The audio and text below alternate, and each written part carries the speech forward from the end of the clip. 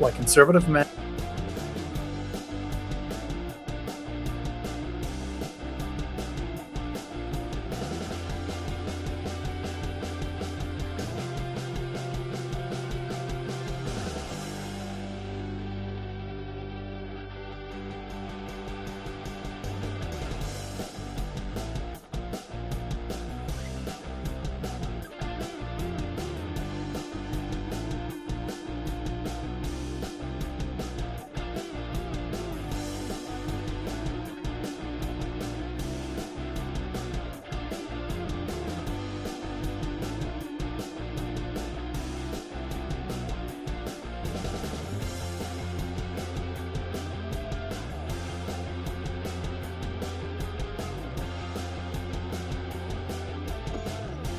Oh yeah.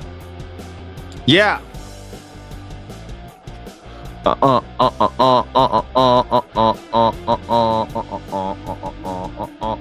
There we go.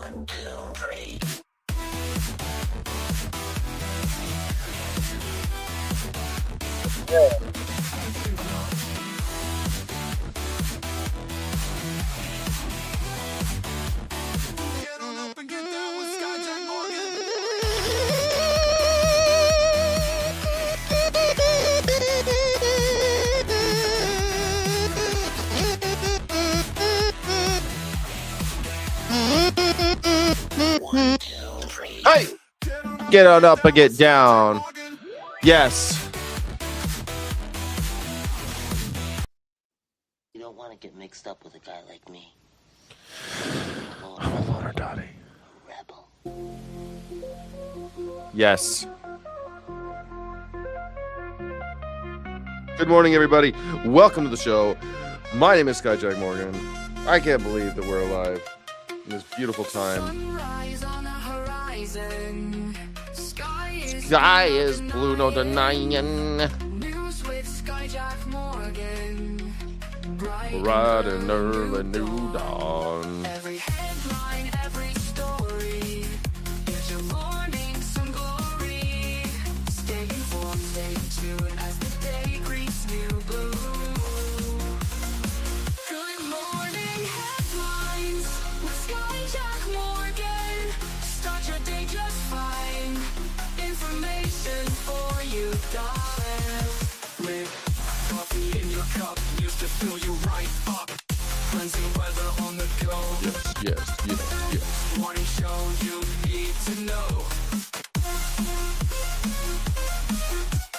Join us on this daily ride with your morning side by side. Catch the latest, feel the vibe. Sky will keep you well supplied. Good morning headlines with Skyjack Morgan. Start your day just fine. Information for you, darling. What's up? People looking up at my window.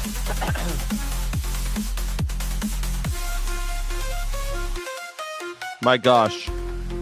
It's a beautiful day today. My name is Skyjack Morgan. I'm an independent news and culture commentator, free speech and critical thinking advocate. Hey, cut that out. Hi, my name is Skyjack Morgan. I'm an independent news and culture commentator, free speech and critical thinking advocate. Yeah, this is the #1 news reaction show on YouTube, The Morning Sky Show. Thank you for being here. A lot going on today. Socialism's on the rise. Look out. The battle's coming.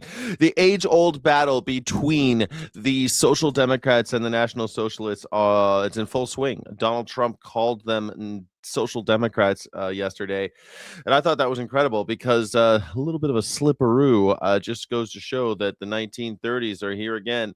And the 1930s are here again, and yeah, we're only 4 years early. And you knew it was coming. You knew it was coming to the USA. And here we are. Are you happy, America? Are you happy?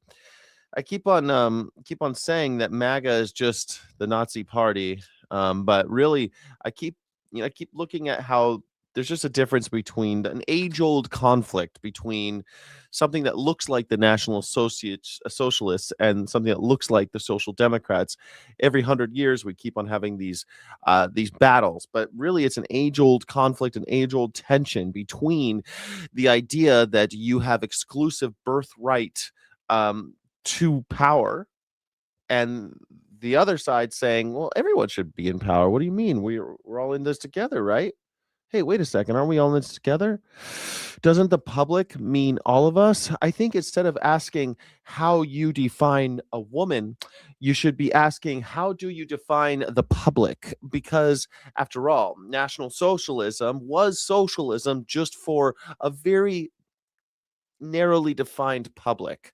Socialism being just the prioritization of public need over private profit. But some people, National Socialists, think that you can benefit the public, this narrowly defined one, like white Christian nationalists.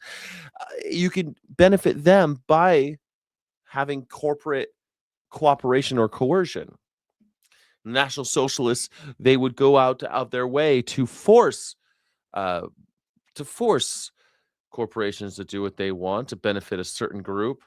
They used slave labor that was taken over by the state labor that was just slaves that they stole and people that they coerced into that and bought and sold. And if the corporations didn't want to play ball, they just nationalized part or all of those corporations. We're doing something similar now. I don't know that if you noticed, but it keeps happening. I guess the question now is, why does it keep happening? And I think one of the reasons why is because we just don't like that. It's so shameful to not be educated. It's so shameful to not have the smarts or not be well read. And rather than care about to educate about educating yourself, you'll just hate the others. You'll blame somebody else for what's going on in your life rather than actually trying to do something about it. Playing the victim and saying that it's the immigrants or it's the boogeyman, it's the trans person that's causing all of my woes. I mean, what more of a victim mentality is that? And that's the thing about these Nazis. They're always playing victim. Always. Anyway, today's show is going to be a lot about that, I think, because Social Democrats are on the rise. They're coming back. And you know what's funny?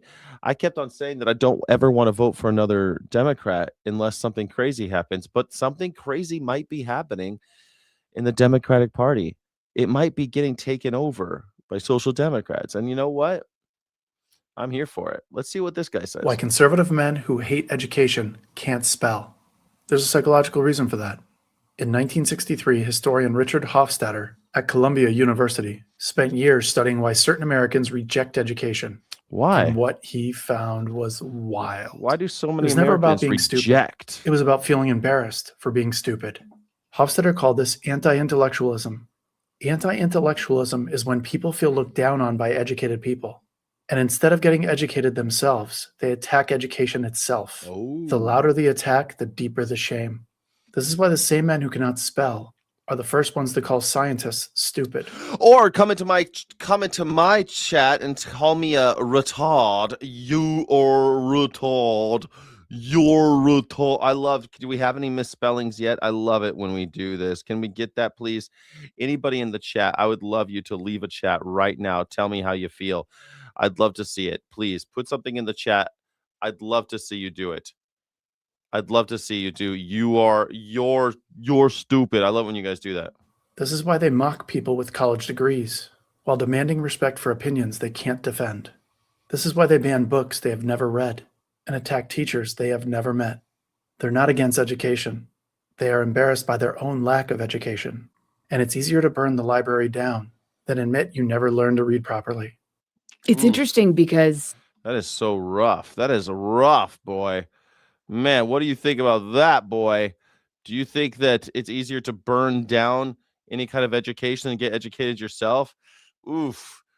I don't know, man. That's some rough shit. I don't know if I could handle the truth there.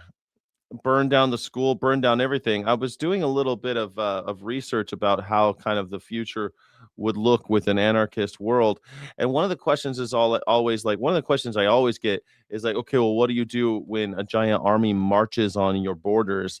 And it's like, well, I don't think that's going to be the problem in the future. I think the problem in the future will be the fact that corporations are poisoning the river, or corporations are building a pipeline underneath your property and it's leaking oil and giving you cancer.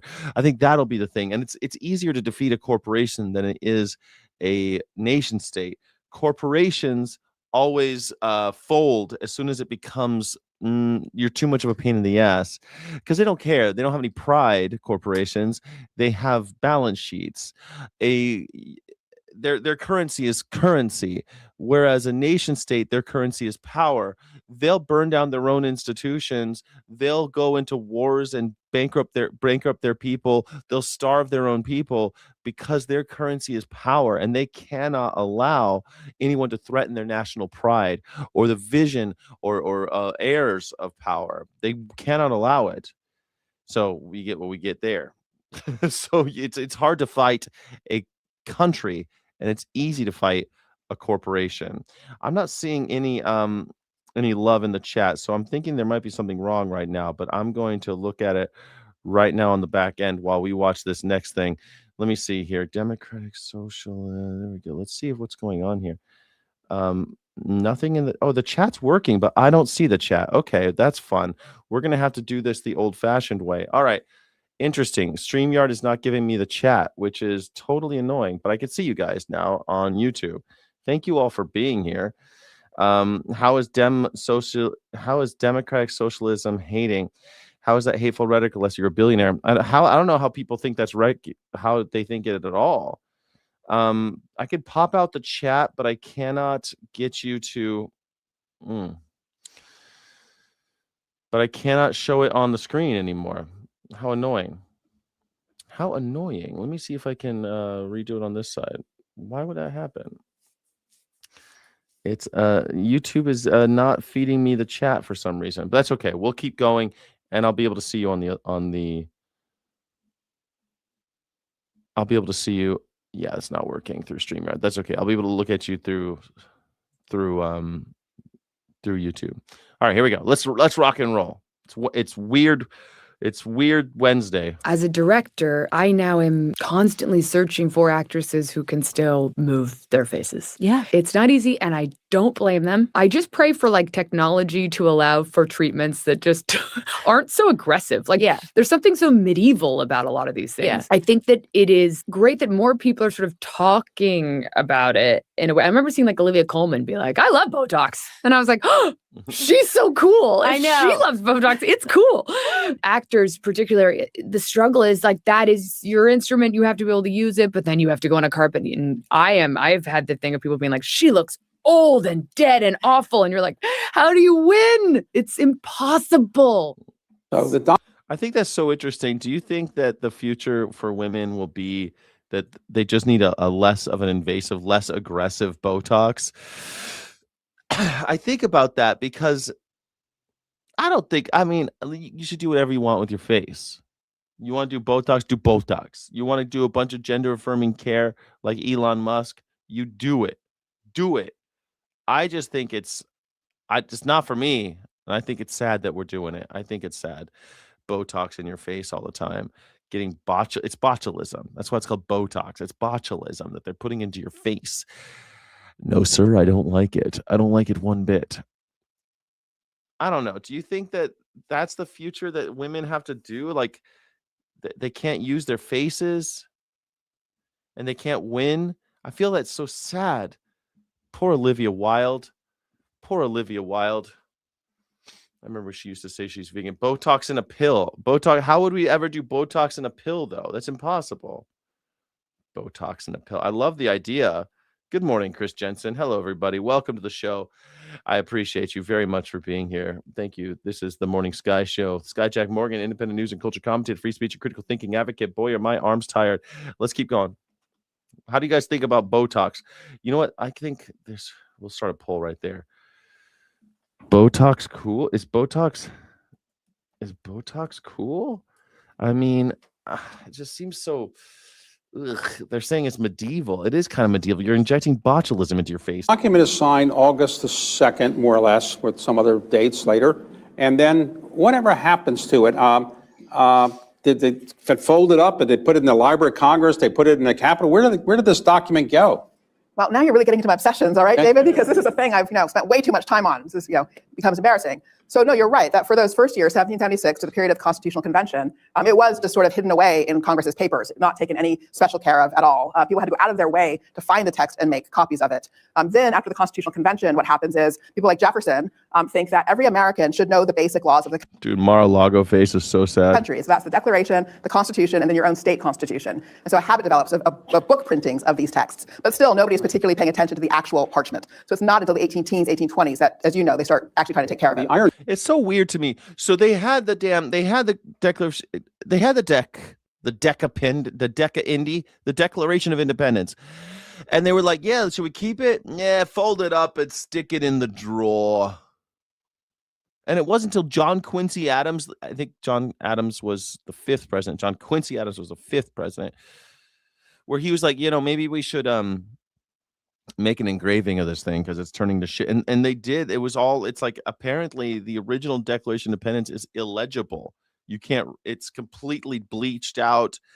All we have is this reproduction from the 1820s, which is fine. That's only 30, 40 years after, 30 years after the great the Declaration of Independence. But here we are 250 years later, and we have like that one that we always see, the one we're going to steal the Declaration of Independence. I don't know. It seems like people should keep that type of shit line. I mean, I don't know. Maybe things were different back in 1776. They were like, yeah, stick it in the drawer. Maybe we'll use it later. And John Quincy Adams and others, they thought that it was important that you would have, you should know the laws of the land. You should know your rights. Do you think that's still today? Do you think they care about your rights today?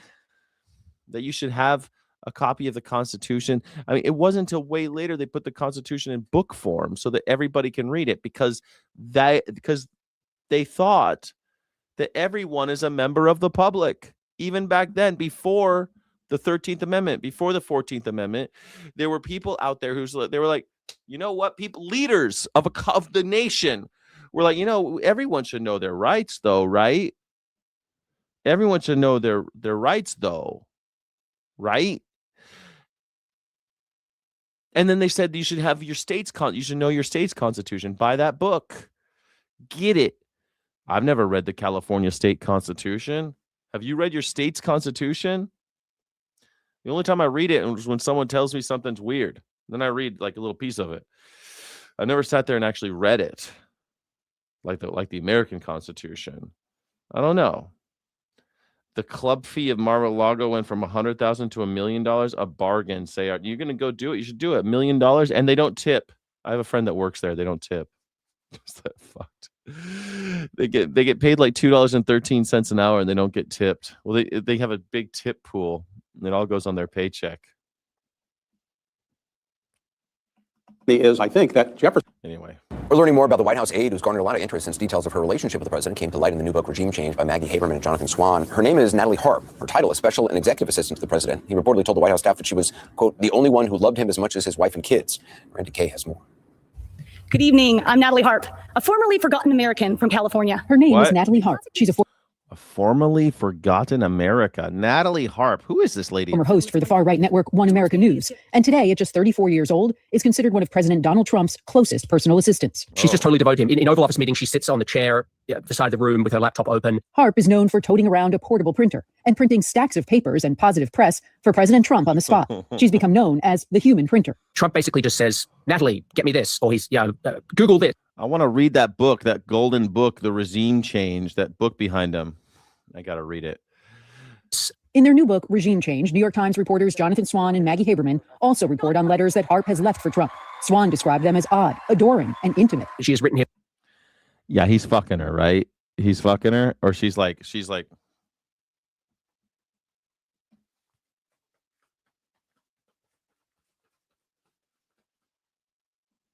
not worth it, lady.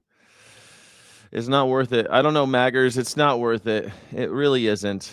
Don't do it. It's not worth it, Maggers. It's not worth it. Jerking off Donald Trump, licking his balls, smelling his diaper. It's not worth it. It's never worth it. They hang you the same as all the other. You can go to jail. He can't. You can. Numerous letters that she's left for him, including one that says "You are all that matters to me," or some version of that. Raised the eyebrows of the Secret Service during the campaign.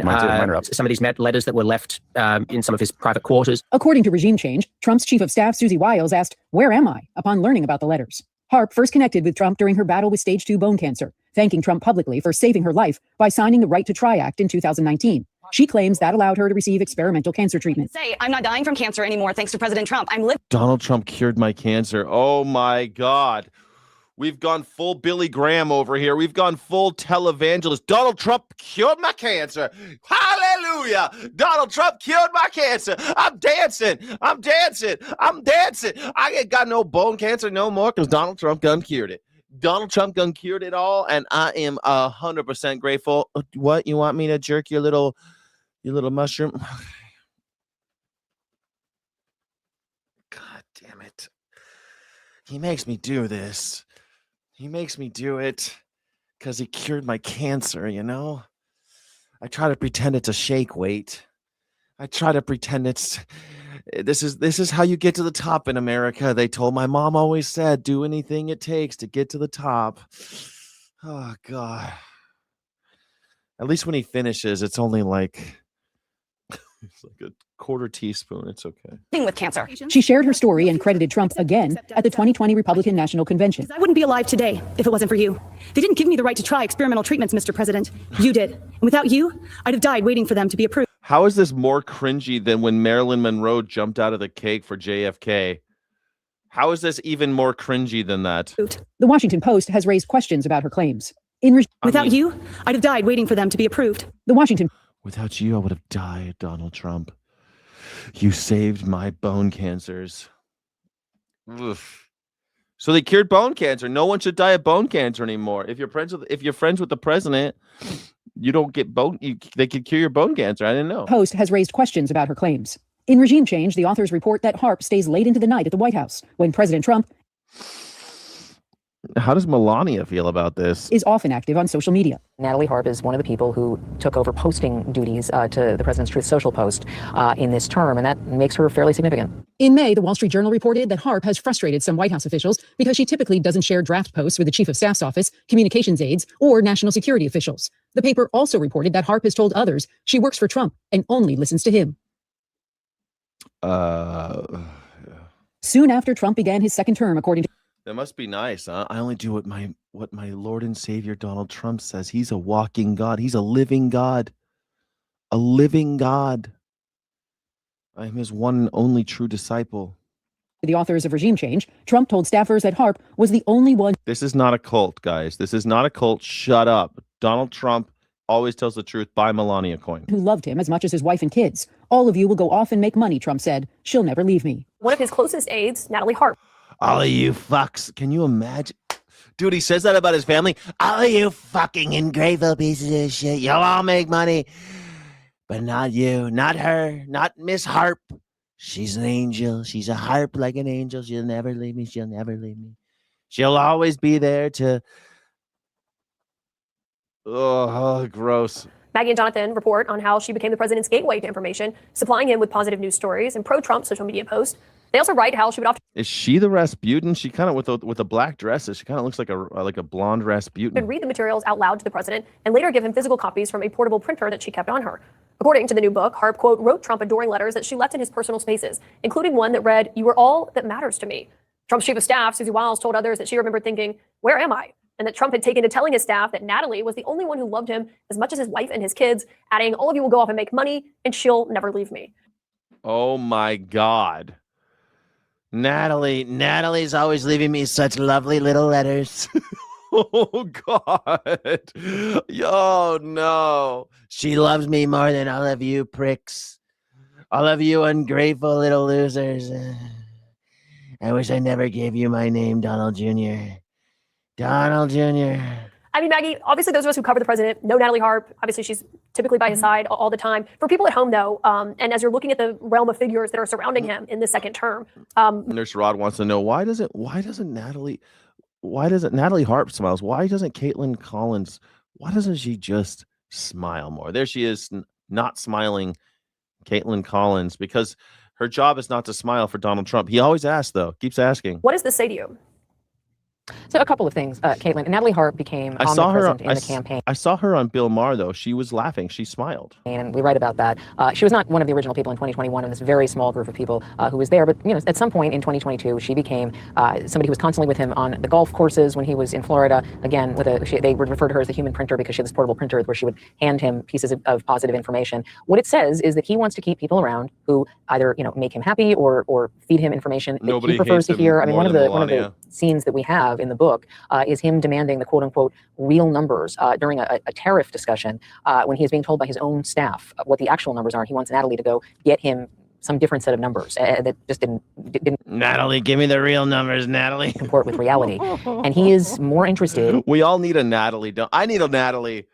Why can't I get a Natalie? If Donald Trump can have a Natalie Harp, that's what I need. Every time someone says something mean about me, I'm like, tell me the truth, Natalie. You're beautiful. You're tall and handsome. Everybody likes you, Skyjack Morgan. Everybody. Tell me what else. Tell me something nice, Natalie. You have the biggest sense of humor I've ever seen. Thanks, Natalie. Your epic fury is epic and furious. Thank you, Natalie. Thank you.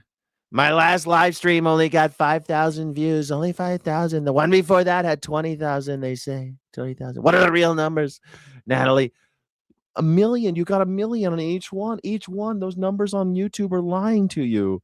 You got 1 million views. The haters are just changing the numbers. Thanks, Natalie. In information that he wants to hear and in seeking out something that validates what he believes, that he has always been interested in that. It was just harder for him to get. This time, it is much easier. And Natalie Harp is one of the people who took over posting duties to the President's Truth Social post. She takes care of his social media. She does everything, man. She's the My Girl Friday. In this term, and that makes her fairly significant. Yeah, I mean, Maggie, that part really stood out to me because basically, he was talking to the Howard Lutnick, the Commerce Secretary, Scott Bassett, the Treasury Secretary. I mean, this passage of the book talks about what he's hearing from all of these staffers, and he's telling Natalie, go find the good numbers that she had pulled up for him. I mean, it kind of takes you into how he equates his staff in terms of experience and whether they're in the cabinet or the staffer who follows him around. Mm-hmm. No, that's right. I mean, one of the things we used to hear in term one a lot, Caitlin, and in this way, this is a sort of more of a pure Trump aspect, and we describe Steve Bannon referring to Donald Trump that way and how much pure Trump was coming through. He often would assign multiple people the same job, but not quite like this. He really is just bringing in, sort of direct people who will do what he wants. You're seeing that with Bill Pulte, who is now the Director of National Intelligence, despite having no intelligence experience. I wish I had I think it'd be a little bit, I don't know, you'd end up abusing that person, right? Who's that obsequious? Yes, Donald. Yes, of course not. Those numbers are lies. You're the best. They have more people at the All-American State Fair, more people than MLK Jr. You had more people than died at Jonestown. You had so many people. You had more people than showed up for the revolution. I don't know. She's so fucking like, you would have to abuse somebody like that at some point just because they're so goddamn like like that relationship never would go well, right? Having this slave creature follow you around. Intelligence community experience. We have a lot of detail about Bill Pulte's efforts to try to push Trump toward evidence that he believed could help lead to prosecutions of Trump's perceived enemies in the book. The fact that he is now the Director of National Intelligence, I think, speaks to exactly what we're talking about with Natalie Harp in a different context. I think most people, if you had an employee, because that's what she is, leaving you letters in your personal space telling you that you are the most important thing in your life, you would say, you know what, hon, I think you need to take a vacation. No, he likes that. You're the only one that matters. To have an employee write that you're the only one that matters to them. Holy crap. I've never had that. I never had anybody say that to me. I mean, I guess girlfriends say stuff like that sometimes, but like leaving it on your desk at work, I don't know.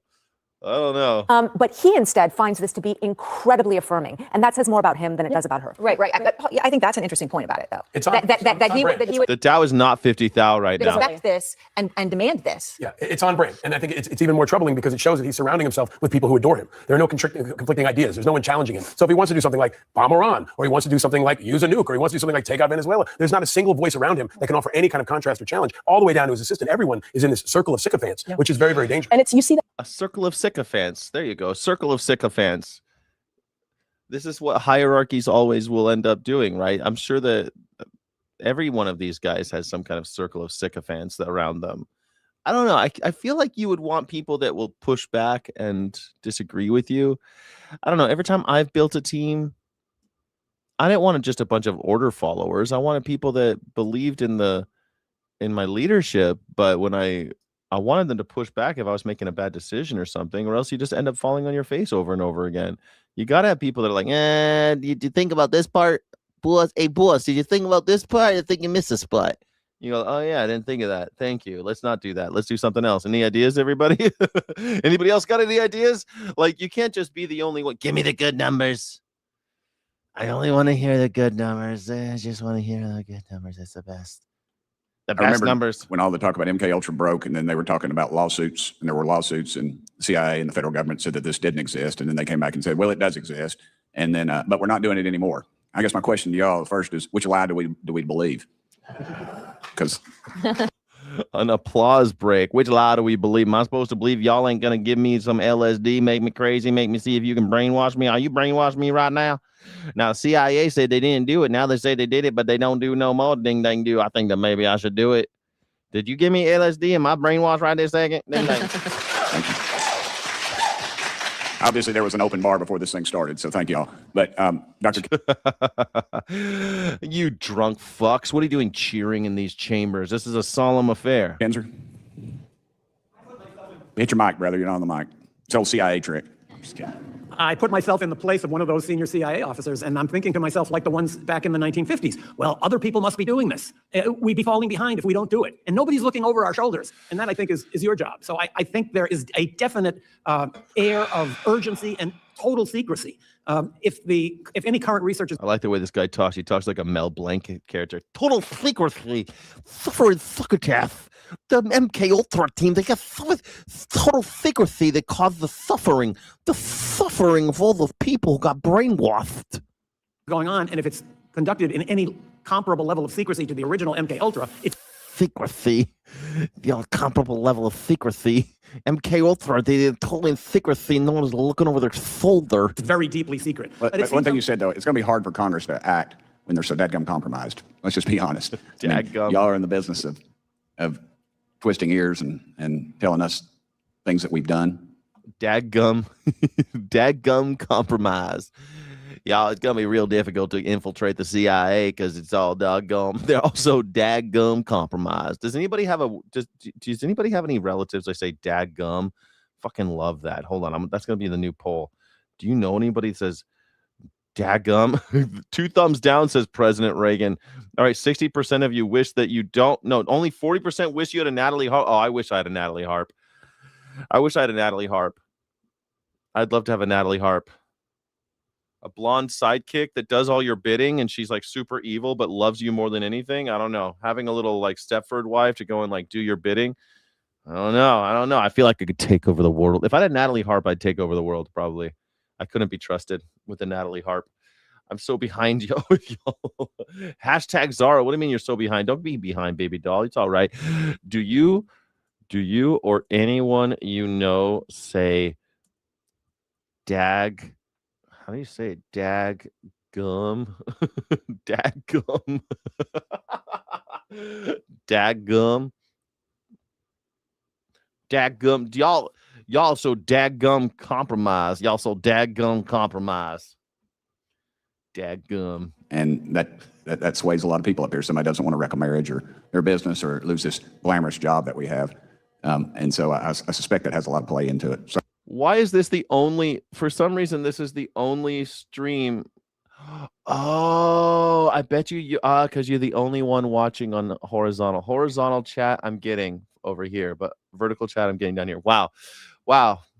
Sorry to interrupt you. I apologize. All I mean to say is that I think if there are such projects going on inside the U.S. government, there might be a sense that we can do this without any hostile supervision. What are the possibilities that what we've learned in MK Ultra, now that it is advanced? What is hostile supervision? So much to algorithms and the computer and getting to loners, that some of these loners could, through this just mass propagation of whatever you're doing, Tallulah could Riley, cause someone to maybe take a shot at a president. I know there's a lot of speculation out there about the Butler shooting, and I guess even the Charlie Kirk shooting. I just hate to speculate because I don't know. I have no firsthand knowledge whether those guys were programmed through radio waves or through their computer activity. So I would never hazard a guess, except to say what I've already said, that they developed means that we've never been told about many, many years ago, and I imagine they've evolved to be much more effective now. So Let me interrupt you one more time, and I apologize again. But don't you think that they could cast this broad net through these algorithms and other things, and maybe they don't know the exact person it's going to affect, but they know what. That's exactly what I think is happening. That's crazy. I've been saying this for a long time. You don't need to know exactly who it's going to be. You just need to target groups of people. If you get someone like Thomas Crooks or Tyler Robinson, that's who ends up. That's who they're targeting. They're targeting the gullible MAGA base who have some kind of internal conflict. They infiltrate them. They try to exploit that conflict. Like, I don't know, maybe they like trans people or something. Maybe they watch a lot of trans porn, and they exploit that and they feed them. They target them with the algorithm. They target, maybe, I don't know, radio wave seems a little far-fetched to me, but the AI algorithm doesn't seem far-fetched to me. And then you turn them up. You just crank them up. You get them on Discord. You radicalize them. Like, we don't know how to radicalize people. Shit, if mullahs can do it in a mosque, I guarantee you the CIA can do it through the internet. Of course you can radicalize people. There are going to be large groups of people who are always more susceptible to this radicalization, to this this brainwashing than others. And MK Ultra was the program that the CIA had to figure that out. What type of person it's going to affect, and they know it's going to happen. Exactly. And that way they can't predict when it's going to happen, but they think it will happen, and then that way they can sort of wash their hands of this whole thing. Totally. 100%. And say we didn't have anything to do with it, but in effect they really did, because they put this out there and they continue to put it out there through whatever method you're talking about. Go ahead, guys. I'm sorry. Ma'am, if you want to jump in. She's with NIH. Okay. Doctor, go ahead. It sounds to me like you're describing something like the Martin Luther King assassination. The FBI didn't carry it out, but it created such a climate. They're denouncing King as the most dangerous man in America and putting out all this material about how he was helping communists. That they must have thought, it's going to filter down. Somebody will take action, and then we can say we didn't have anything to do with it. That's right. And meanwhile, they were sending him letters to tell him to kill himself and shit. Like, they had all sorts of stuff going on. The CIA, FBI, they were working to kill Martin Luther King Jr. They successfully killed him. We don't have anything to do with it. Yes, you did. And James Earl Ray was a third-rate thief. He made an incredible shot, 1 foot on a commode, 1 foot in a bathtub, leaning out of a window, basically. And the next day, or that afternoon, all the shrubbery was cut in front of the flop house he was staying in. There's a lot on that one that will never be discussed. I have some friends that were there, so I guess I'm on pretty close to firsthand knowledge. But yeah, I'm sorry. Yeah, look at him. Look up, going, oh yeah, how weird. They cut all the shrubbery so that he could get a clear shot. Just coincidence? Maybe it's just a coincidence. Now, the FBI killed Martin Luther King Jr. I don't think anybody doubts that anymore. COINTELPRO, MK Ultra, these were real things. Now we know for sure. And we always knew it anyway.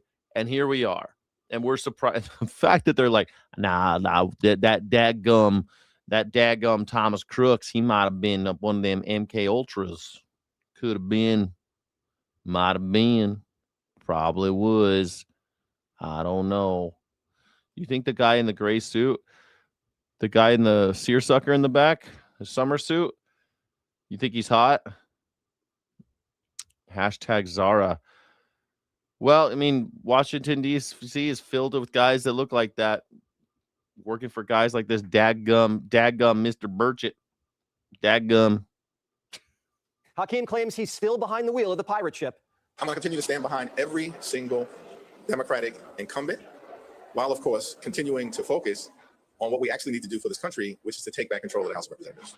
How are you gonna do that? I think Hakeem Jeffries short timing, man. I think he's gonna get outed. I don't think he's gonna be in power very much longer. Hakeem Jeffries, they're coming for you, Hakeem. Everyone in New York's going Democratic Socialist. The war's coming, man. There's going to be a reckoning between the Nazis and the Democratic Socialists. It's going to happen. That's the age-old problem. In the modern era, we generally call them Nazis and Social Democrats, but we're going to have the same. The Social Democrats were the only party who voted to not elect Hitler. They're the only ones that stood in Hitler's way. Social Democrats, the only ones. Because they had the audacity to say the public is everybody, right? Wait a second. The public is everybody, right? Does the public mean everybody? Here, that's a good. Let's see how many Nazis we have in the chat. I'd love to see. Let's see. Let's start another poll. Is the public everyone? Is the public all of us? Is that it? The public? Is that everybody? Democratic Socialists say yes. MAGA says no. Hakeem's going to try to hide these crazy communists until November. Mondani, he's got a whole different strategy. I think we can see from each of these candidates that they have exactly what it takes to succeed. And we've heard from Republicans time and again that they're going to try and make these candidates the face of the Democratic Party. To them, I say that we are ready for that. Today's Democratic Party is about overthrowing Trump. Tomorrow's party is about overthrowing America. Once communists get a foothold in the party, it's over. The base is going to grab that hammer and sickle and attack anyone and everyone in their path. There's no negotiating with communism. They're here to destroy Western civilization. You heard them. So Western civilization is a dog whistle for white culture. That's what he's saying, that they're coming to destroy white culture. That's how MAGA hears it. That's how everybody hears it, unless you're a liberal who's like, Western civilization, that's just like, the Greeks and stuff. No, man. Western civilization means white culture. That's what it means. It's a way they invented that term so that white people could take credit for the shit like democracy and philosophy from the ancient Greeks. That's why. Western civilization, though. They always say this. This is exactly what MAGA and the Nazi Party, this is what the National Socialists always say, that they're coming for your Western civilization. They're coming for the whites. Meanwhile, the Social Democrats are like, we're all part of the public. All of us are the public, not just the whites. Declared war. You can either fight or surrender. Spartacus already caved. One of the things that makes the Democratic Party great is it's a big tent party. We need to stay that way. The focus has got to be the November elections. The Democratic establishment doesn't have the stones to put down the revolution. They're already weak, and they're about to get rolled. I mean, you rolled over for Donald Trump. So, I mean, the same thing's happening on this side. It's always going to say, this is how it works, man. The National Socialists rise to power. The Social Democrats try to stop them. That's what keeps happening over and over and over again throughout history. They change the names. They're not always called Social Democrats, and sometimes they're called oligarchs. Sometimes they're called slave owners. The MAGA Nazi movement, it could be oligarchs or royalists. Basically a proto-Nazi party. We have a birthright. We were born into this level of power. We, the Louis, the Sun Kings, we were born into this power, and we have a hereditary right to this power. Hereditary right to power. How is that different from the hereditary right of power to the whites of Nazi Germany or to the whites of MAGA America? There's no difference. The aristocracy isn't hereditary anymore. Just your sense of pride, your sense of nationalism is hereditary only to the whites. That's why birthright citizenship just is still being debated, even though the Supreme Court seems to have. The Supreme Court said that birthright citizenship is still a thing, but Kavanaugh in his paper said that Congress could get rid of it with a law, which is bullshit. Nobody believes that except for Brett Kavanaugh. Except for rapist Brett Kavanaugh. And Jones says book it. The roof is collapsing on the Democratic Party establishment tonight. It's a power center for the establishment and the insurgency, and they're going head-to-head tonight. And right now, this is no longer a movement. This is a movement and a machine at the same time. There's just no way to sugarcoat this. That Caitlin Collins, I sure wish that girl would smile more. if Mamdani pulls off the hat trick, is a new era in Democratic I wish she would smile. She's so pretty, but she never smiles. Party politics. One man and one man only is going to defend the wall. Natalie Harp. She smiles for me. Hey, look, that's Ryan Duffy from The Real World, and he is he's doing road trips with his kids and A everything. hero with a hoodie. This has just become really Hero with a hoodie. There's what's his name? Kevin Federline. There's Kevin Federline. John Fetterman. Kevin Federline, everybody. He married Britney Spears. It's just been the dancing days of the dirtbag left. You know, with some of these candidates are outrageous. You know, you have. Oh, I like this. Who would you rather have dinner with, Charlie Kirk or George Floyd? Let's do a poll on YouTube. Great question, Ganja Buster. Who would you rather have dinner with? Looks like the public, 95% of you say the public is everyone. Great. Only 5% of you said no. So 5% of you are National Socialists. I'm glad there's only 5%. It looks like 30% of America is National Socialist at this point. A dinner. Who would you rather have dinner with? Who would you rather have dinner with? George Floyd or We Are Charlie Kirk? I think George Floyd. Man, I don't know. Charlie Kirk, everything it'd be so tedious. I'm sure that George Floyd, you kind of just hang out and chill, you know? Just chill. We are Charlie Kirk. Candidates, they abolish ICE, abolish the police, abolish the border, and she even said F Kamala Harris and more of these outrageous kinds of things. So how'd this happen? 70%. But didn't you, Kevin Fetterman? I mean, John Fetterman, Kevin Federline, John Fetterman, didn't you say F Kamala Harris? In New York City, non-white. 50% don't even speak English at home. And 40% were born in another country. Oh my God, let's get those statistics one more time. What do you say? Kamala Harris and more of these outrageous kinds of things. So how'd this happen? 70% of New York City, non-white. 70% of New York City, non-white, non-Western civilization. Oh, 70% of New York, non-white. Oh, no. Oh, no. Why is New York still so cool? Oh, because it's 70% non-white. Okay. I know white people in New York. 50% don't even speak English at home. 50% don't even speak English at their home. No! What is this? The loss of our civilization. And 40% were born in another country. 40% were not even born in America and they're living in New York City. Could that be because Greg Abbott trafficked them there? How did that happen? How could that happen?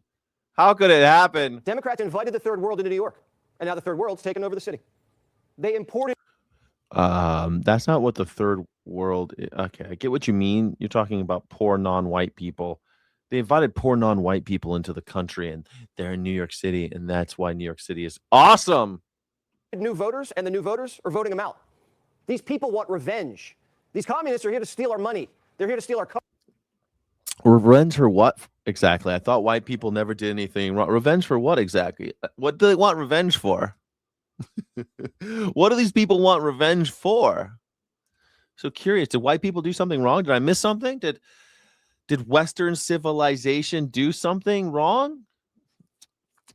You see, this whole thing about third world countries. So here's what happened, right? So there was this thing called Russia, USSR. There used to be this place called USSR, and all of their friends, and they got together and they were like, we hate America because America is trying to kill us. And the Americans were like, we hate those USSR. We hate all social democrats. We hate communism. We're going to join forces with the Nazis and be basically a real tough cookie. And so we called our team First World and we called their team Second World. And then, but there's a problem.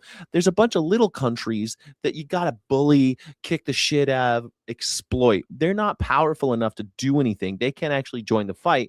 They're there to be used. And we called them the Third World. That's why we called them that, because they're not a member of the First World or Second World. They're the Third World, the world that don't matter. So we can exploit them. We can enslave them. We can colonize them. We can mine them, do whatever we want to them, bully them. We can use them as pawns in the Cold War, whatever we want to do. So What happened was, though, when you go to countries like that and you exploit them and you do all the things I just told you, those people are like, well, shit, I got to leave. I got to leave. It's my human right to leave. The Article 13 of the Human Rights Agreement says that I have the right to leave and I have the right to asylum. So they left, many of them, and they came where? Where would they go? Well, you can either go to the second world or the first world. Well, some of them went to the second world for sure. A lot of them did. A lot of them went to the first world too, because they were like, we have all the money. Come here. We got money. Look how great it is. We're going to export our culture in the form of movies, books, TV, any kind of culture that you can imagine. And we're going to show you how great Kevin McAllister has it. Look at that huge house Kevin McAllister lives in. You could have this if you come to America. So leave your third world hovel, you pores. Come to America. And they did. What do you mean they want revenge? What's he talking about? Country. And once they take our wealth, they're going to give all their people free teeth, free boob jobs, free rent. Everything's going to be free. Free teeth, free boob jobs, free rent. I think the teeth are good. Boob jobs, I don't know. I don't think that's a necessity.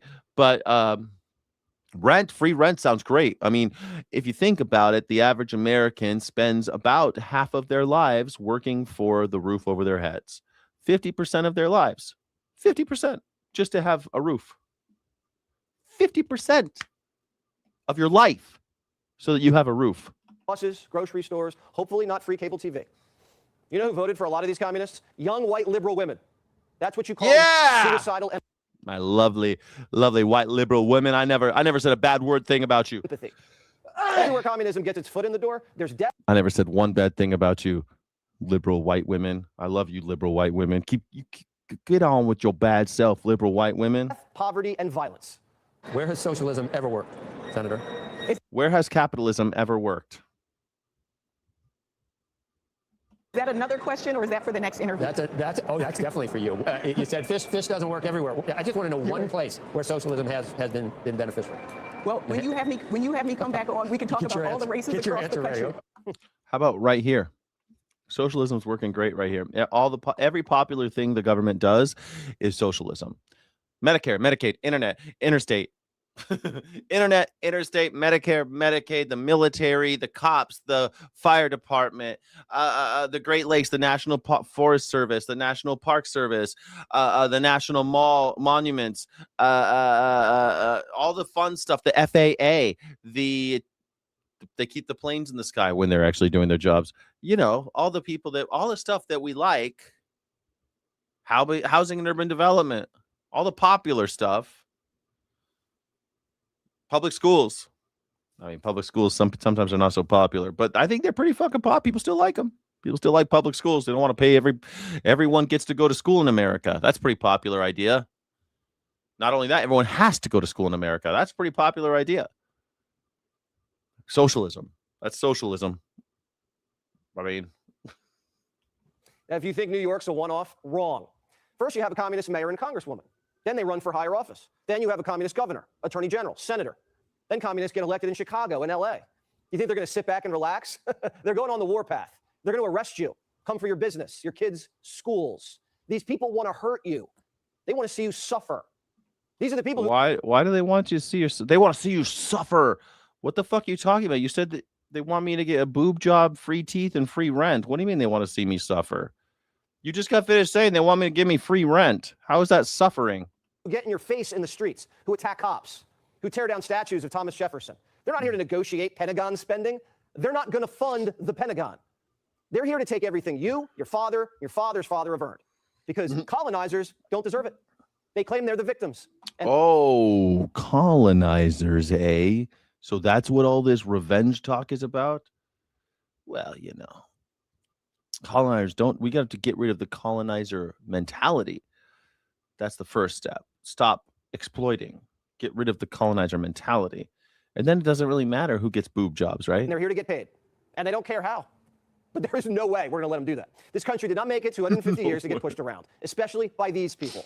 We're going to defend our history, our heritage, our property, and our values. And if New York City falls, it's dominoes. So you got to stand your ground. We're not going to apologize. But these people do have more support than you think. They have Stand your ground. Like Carmelo Anthony did, stand your ground. You can stand your ground unless you're black. support in high places. Be sure to like and subscribe for all the Fox News. No. Maria Bartiromo. Maria Bartiromo. When Jason posts my sources, a well-researched podcast, and 80% of these so-called MAGA cultist trolls in any given chat are not even American. They are Russian spy bots sent to create chaos and division. I think you're right. I'm going to say, which do you like better? Which name do you like better? Which name do you like better? Social Democrat or Democratic Socialist? I think I like the old school. I like the old school one, but I know those people mostly get killed. But I say, you know what? Use the old word. Kill me for being a social democrat if you want. Do it again. Welcome back. Futures this morning are lower. Take a look. We are expecting on this first trading day of July and first trading day of the third quarter and the second half of the year. Markets are kicking off the second half lower, with the Dow down at 155 right now and the Nasdaq lower by 165. But of course, we had a very strong rally yesterday on the final day of the month of June. How is she like? What the fuck? Did you just hear that? We a strong. She's sitting there saying, look, all this blood red. And then she's like, but don't worry. Everything was great yesterday. Day of July and first trading day of the third quarter and the second half of the year.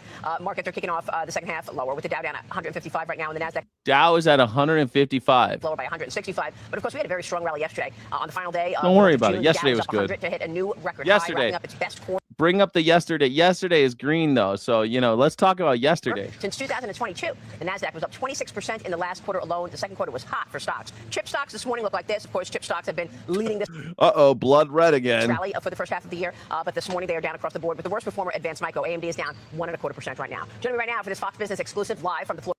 Everything's in red. Everything's fine, though, because yesterday it was in green, everybody. So everything's fine. Shut up. Donald Trump's the best. Everyone loves him. Everyone loves Donald Trump. You goddamn scumbag socialist bastards. Where socialist candidate Malat Quiros is challenging one of the longest-serving Democrats in the House. Quiros is under fire for refusing to say that this firebombing attack on a group of Jews last year was an act of anti-Semitism. The attack set multiple people on fire. Really? Did she say that? Or are you going to show the clip? Because I don't think she said that. They're leaving a dozen injured, and an elderly woman was killed. Here's what Quiros said about the attack. Okay. What the Play perpetrator had in mind when he... Let's play the clip. I don't know what this guy had in mind. Quiros over in Colorado. I'm getting happy. This guy from Colorado, he's such a badass. This guy on the left, he's so hardcore. He's a badass reporter. Took those lives matters less to me than our responsibility to making sure that people understand that even in the face of these kinds of disagreements, that violence is not the answer. But you would not describe it as anti-Semitism. I don't know. I don't know what his intentions were. The motive does matter. She said, I don't know. We have to make sure that everyone knows that violence is not the answer. Did you hear her say that the firebombing thing? Do you remember that thing when he lit himself on fire? He had to take off his shirt. That's why he had no shirt on there, because he lit himself on fire with his Molotov cocktail. But he did take one person out, and he was screaming some Allahu Akbar shit, and he was throwing it at a bunch of old Jewish people who were, just marching, just doing their freedom of speech thing. It was a horrible thing that happened. And was it anti-Semitism? Yeah, probably. But I think as a politician, you're like, I don't know. I just think that we need to make sure that everyone understands that violence isn't the answer. Isn't that what every politician? I mean, she could have said, "Hey, I ain't down with some anti-Semitism either." But you guys want to keep talking about this shit. I just want to make sure we're all on the same page of violence. Let's stop doing that. They're calling out anti-Semitism does matter, but apparently not to her. This comes after a slate of far-left candidates swept to victory in New York's primary election last year. House Minority Leader Hakeem Jeffries is welcoming them into the tent, posting, quote, "Congratulations to our newest members of the NYC congressional delegation. We must decisively address the affordability crisis and crush far-right extremism." But some Democrats are pushing back on the rise of the far left. They are few and far between, but one of them is Senator John Fetterman, who says they do not belong in his party. John Fetterman, he's making the rounds. Every time someone on the Social Democrat side wins, he's like, "Hey, let's get this John Fetterman out. Let's see what he's got to say about this. He's crazy." It was a really big night for the dirtbag left, The dirtbag left. The dirtbag left. I thought it was the scumbag socialist. He called them the dirtbag left. I need to change the title of this video. I called it the scumbag socialist, but no, the dirtbag left. The dirtbag left. When I was a kid, a dirtbag was someone who did drugs and smoked. So the kids who were the straight edge kids, they were always dirtbag when they saw anyone smoking cigarettes. Hey, dirtbag. They would get in fights over it. Very bizarre time to be alive. Growing up in America, the reporter is fucked up by Ramon. No, well, I've done the same. It's not his fault. Not his fault. No, not his fault. Remember when the GOP were throwing huge happy parties to the new housing bill Trump was supposed to sign? LOL. Then Trump didn't and complained about voter fraud for his own election takeover bill. Yeah, it's fun stuff. But you know what? If he doesn't sign it by, he's not going to veto it. So if he doesn't sign it by July 10th, it becomes law anyway. But Donald Trump is such a loser, he won't sign it. I wish that he hadn't, it's funny because he decided to sign because he was ultra pressured and he had reassurances that they wouldn't actually follow the law. He signed the Epstein Transparency Act, but we haven't released the Epstein files. So who's to say if we actually do pass this housing bill, do you think it's actually something's going to happen? Do you think they're actually going to keep corporations from owning 350? Are they really going to say 350? That's the limit, guys. That's the limit. No more corporations. Last week, without a doubt. And some of the crazy things that they've said, like clearly anti-America, anti-Western civilization between P. Hustle in Maine and some of the other winners. Anti-Western civilization. Keep hearing that. And what they say when they mean when they say that is anti-white culture. Anti-Western civilization means anti-white culture. That's what they're trying to say. They just can't say it out loud. Every time you hear that. In New York, that's, they should form their own party and run on all the things that they've had to delete on social media. Oh, yes, that's it. They should run their own party. Well, unfortunately, Mr. Fetterman, maybe you should start your own party because you don't even sound like a fucking Democrat. Forget these dirtbag left. You don't even sound like a dirtbag conservative Democrat. You sound like a MAGA Republican. Kevin Fetterman, everybody. I mean, Kevin Fetterline. I mean, John Fetterman. John Fetterman. Dirtbag. But just note that election took place last week, the one tonight in Colorado with Malak Heroes. I want people to get to know her a little better. Here's what Heroes said about 9/11. Listen to this. Oh, yeah. Listen to this. Was 9/11 an inevitable consequence for America based on U.S. foreign policy? Yes. 9/11 was an inevitable consequence of American foreign policy. 100%. What the fuck do you think that this just happened? I love that America 25 years after 9/11 still is like, we were just minding our own business and just some shit happened. We just never saw it coming. We have no idea how this could have happened. How did this happen? Hold on. I know I've asked this before. I'm going to ask it a little bit differently because I remember I asked you, didn't America sort of have 9/11? Didn't we kind of have it coming? How about this? Was 9/11 an inevitable consequence of U.S. foreign policy? Was it? I mean, Osama bin Laden basically asked us to stop supporting Israel, stop supporting the Saudi royal family and having our military in Saudi Arabia, stop fucking around the Middle East, basically. Stop fucking around in the Gulf states, basically is what he said. Basically, that's what he wanted. I think whether or not you agree with not fucking around in the Middle East, Gulf states, in the Persian Gulf states, the oil states, maybe you don't agree with that. Maybe you think we should be fucking around over there. But that does not give you the ability to deny that the reason why 9/11 happened was because we're fucking around over there. That's why they brought it home. They brought it to us. That's what it was. I think 9/11 just accidentally, they just woke up one day and were like, you know what what would be fun? You know what? We hate them for their freedom. Like George W. Bush with they hate us for our freedom. They hate us for our freedom. That and people believed it. They're like, yeah, they hate us for our freedom. The hell does that mean? What does that mean? They hate us for our freedom. No, they hate you because you bombed their kids.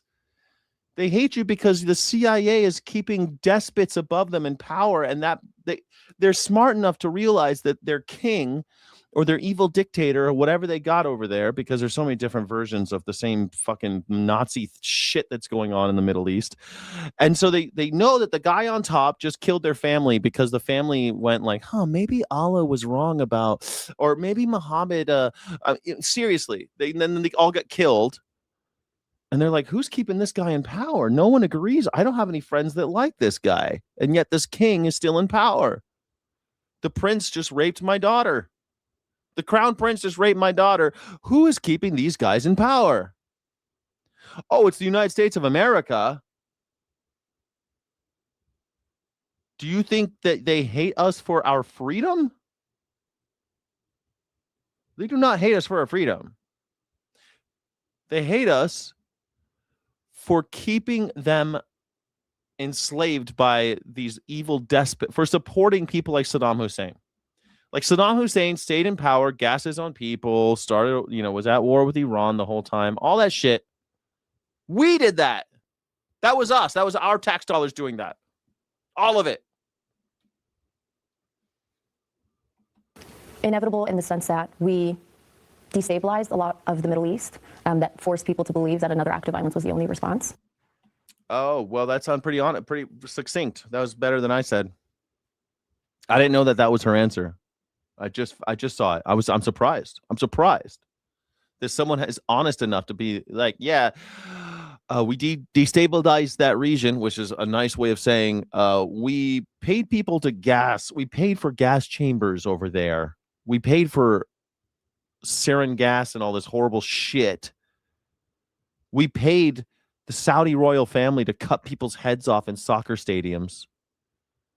And we thought that we could just stay over here in New York and pretend like it's not happening.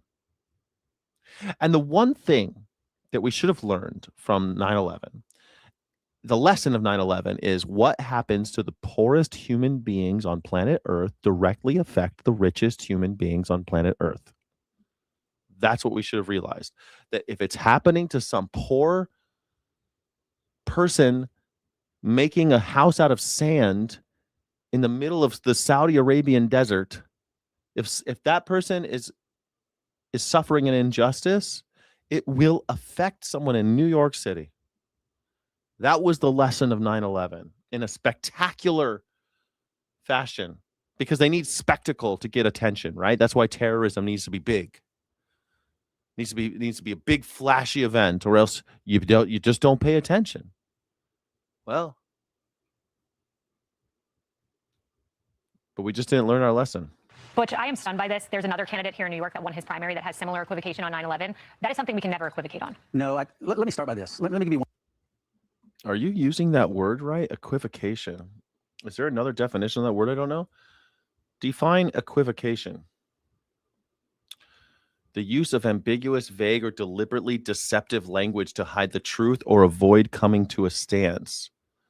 I don't know. I don't think she's equivocating. I think she was was it ambiguous or vague? America destabilized the region. People thought that there was no other choice but violence. And so one could say that it's inevitable. I don't think that was deceptive. I think she committed to a stance. Yeah, I don't know. I don't call that equivocation. Equivocation is basically lying through ambiguity. One word: freedom. Socialism is not freedom. What? Fuck you. Oh, God. Look, let's talk about 9/11. No, let's talk about freedom. I am stunned by this. There's another candidate here in New York that won his primary that has similar equivocation on 9/11. That is something we can never equivocate on. No, let me start by this. Let me give you one word: freedom. Socialism is not freedom. It's not. I wore this jacket today. It's just not. I used to have a boss that would do that shit. Like, it's just not. Well, that's not critical thinking. I'm sorry. You can't just say it's just not. That's not going to happen. It's just not. Well, that's not a plan. Socialism isn't freedom. It's just not. the week of our 250th anniversary because it represents, it's the jacket that I received when I was at Aviation Officer Candidate School a long time ago, and it represents naval aviation, and it represents that freedom that was fought for the last 250 years, going back even to Valley Forge when Baron von Steuben was the general that was called in to help rally the troops and teach them while they were going through that perilous time in Valley Forge. The Valley Forge, they tell ding dang do. We gotta make sure we gotta go to all Valley Forge in the perilous times with George Washington and ding dang do naval officers, blah blah blah blah blah. Fuck you. Don't you realize who pays for that? Why do we have a Navy? Well, at some point we thought that public necessity outweighs private profit. So we decided we're going to pool our resources and create a Navy in order to protect us and promote the public good. Also employing a bunch of us. A bunch of us will be employed and get VA benefits and all sorts of shit. Get, I don't know, the GI Bill and special privileges so that we can qualify for home loans. That's socialism, buddy. Socialism is freedom. Winter and brought from that, and then we won our freedom from that. And very many individuals that I've known personally are no longer with us because they were fighting for this freedom. Socialism is not free. Freedom. Oh, there was freedom. They were fighting for freedom. Oh my goodness, a Valley Forge. Listen, the first thing that we did was kill the people who thought we should have kings. That's the first thing we did to get this freedom. And then we started killing anybody who sold English sugar. And then we started killing anybody who sold English tea. That's what we did. That's what America did for freedom. For freedom. Now, all of a sudden, people like these Fox News cucks are out here telling me that we should have kings and that corporations should control us. Corporations, we should just give everything to them. Corporate oligarchy is no different than aristocracy of England running shit, or East Indian Trading Company, or the Plymouth Rock Company, whatever the fuck they were called back in the day. This example is very sad. I mean, she has put herself in the position running for office, and she cannot make a statement on what is very obvious to all about anti-Semitism with what took place and all the details, and she's not able. Well, she's put herself in that realm. She has to make that statement. She has to come out and say, yes, I agree, or no, I don't agree. So on that, it's very sad. So I understand the differences, obviously, in Republican and Democratic type of ideals, but when we go to that far left, is So what do you think caused 9/11? Actually, that just happened in a vacuum. We were just minding our own business. America never did nothing wrong ever. And all of a sudden, these Muslims just hated us for our freedom. One word, freedom. One word, freedom. Like, that is such a thought-limiting, cliche, cultist type shit. What I want to talk to you about is freedom and Valley Forge and George Washington, okay? Now, George Washington, he knew that freedom was important. That's why he owned so many daggum slaves. He's talking about fucking slave owners fighting for freedom. I don't know how these assholes keep a straight face. One word, freedom. And here's another thing. The slave-owning fucks, they were just corporatists. They were just corporations. They were just early corporations. That's what they were. The plantation was just a corporation. And on the balance sheet, they realized they could sell a lot more cotton at a lower price and compete with England if they kept their slaves. That's it. It was cheaper to have slaves. Freedom. That's freedom. That's not freedom. That's freedom for some. And when you narrowly define the word public, and that only that narrowly defined public has a right to freedom, well, you've got National Socialism. You've got Nazis. There's no difference between, very, very minor differences between the slave-owning Southerners and Nazis, who were also slavers. That's how Mercedes got to be a big company. That's how Volkswagen became a big company. And the Volkswagen, it was for the German Volk, which just means the folk or the public, but they meant a very thin sliver of the public when they said folk. Kind of like when we say Western civilization. Senator Fetterman said, into the socialist realm, we got to realize, again, like I said, That's not freedom. No. And Chevalier, who we've covered here in New York, CNN unearthed some of her previous tweets, and they say, no, we're not communists. We're not communists. Oh, wait, the previous tweets. Most of the theory I've read is communist. Yeah, Brian Santos, mercantilism 3.0. Yeah, I mean, mercantilism, I think Donald Trump, at the end of the day, for his foreign policy, when it comes to his economic policy, is 100% just not even 3.0, just 1.0 mercantilism. I don't think he's redefined it. It's the same old shit from the 1860s. There's no difference. He's just he's taken all the stuff that he thought worked. It's not even him. There are people in this world who think that slavery was fine, thought that corporations were great, thought that mercantilism and a zero-sum game where there's winners and losers and adversarial footing between the different superpowers of the world, and they love the idea of spheres of influence and blah, blah, blah. They love that shit, and they want to bring it back. They've always loved that shit. They're called Nazis. They're called Nazis. But pyromania, I don't know what you were saying there. Pyromania, excuse me, associated with anarchism is very.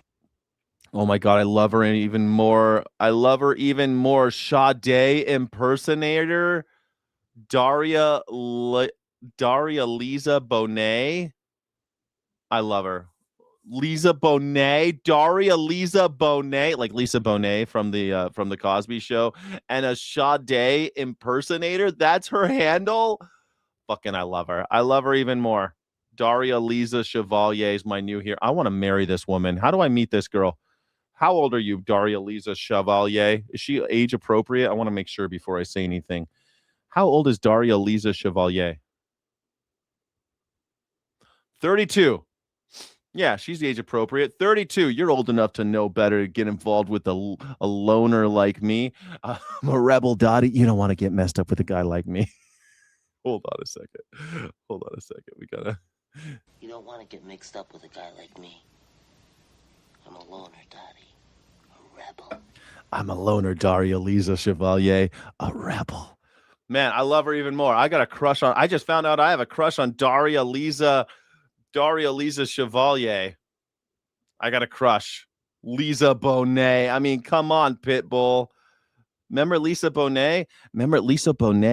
She got with Lenny Kravitz, and they made a beautiful baby. Zoe, what's her name? Her name is Zoe Kravitz, right? She played Catwoman. She's Lisa Bonet's daughter. You have two of the most beautiful, godlike people in the world, Lenny Kravitz and Lisa Bonet. They got a baby, and it's Zoe Kravitz. And, she's a very pretty person. I don't know how old she is. I don't know if that's age appropriate. I got to be more careful when I talk about this stuff. I normally don't talk about these types of things. How old is Zoe Kravitz? 37. All right. She's age appropriate. Nice. I have no idea how old people are because, people think that I'm in my 30s, which is always so flattering. Thank you all for being here. My name is Skyjack Morgan, independent news and culture commentator, free speech, critical thinking advocate, and I guess someone who has a crush on Liza Bonet Ramsey. Not Bonet Ramsey, no. Daria Liza Chevalier. What a great name. Daria Liza Chevalier. I'm enamored of Daria Liza Chevalier. I want to move to New York City just to be closer to her. Seize the means of production. Nice. Communism now. I'm in. Most of the theory I've read is communism, but the pyromania associated with anarchism is very intriguing to me. Must read further. Hey, Daria Lisa Chevalier is only 32 years old, but she gets me. I just realized Sheryl Crow's Soak Up the Sun is bootstrapped capitalist propaganda.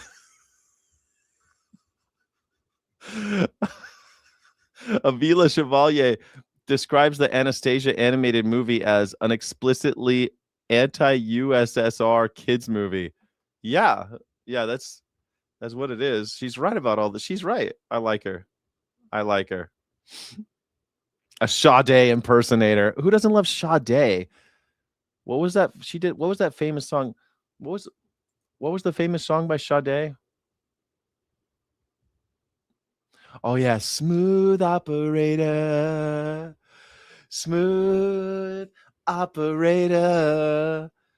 coast to coast, LA to Chicago, Chevalier. Intriguing to me. Seize the means of production. Communism now. Previous tweets from Chevalier.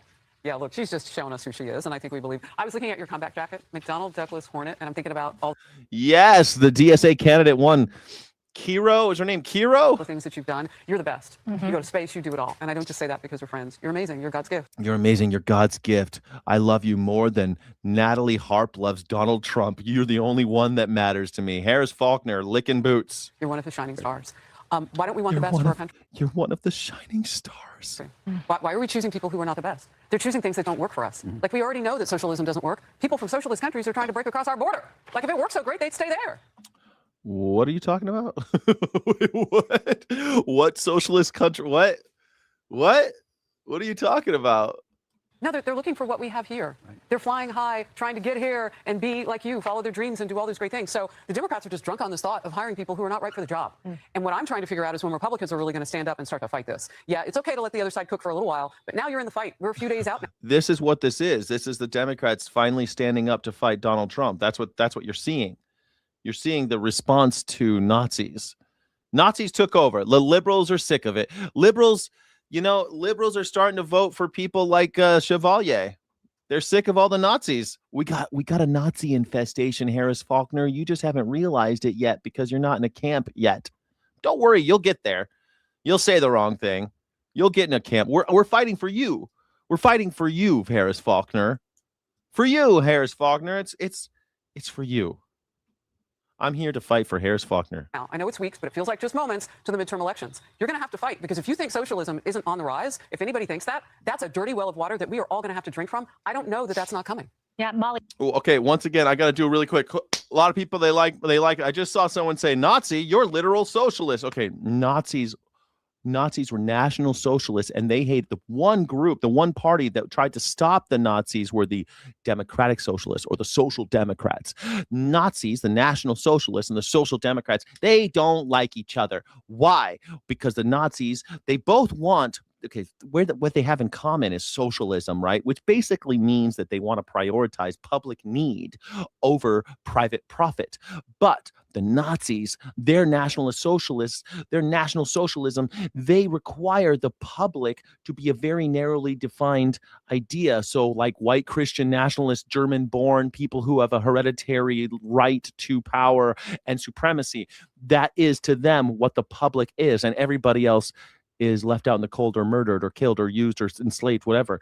And they think that joining forces with corporations and forcing the corporations, coercing corporations, or just working hand in glove with them, they can create public necessity. They can fill every need of the public that they have already narrowly defined.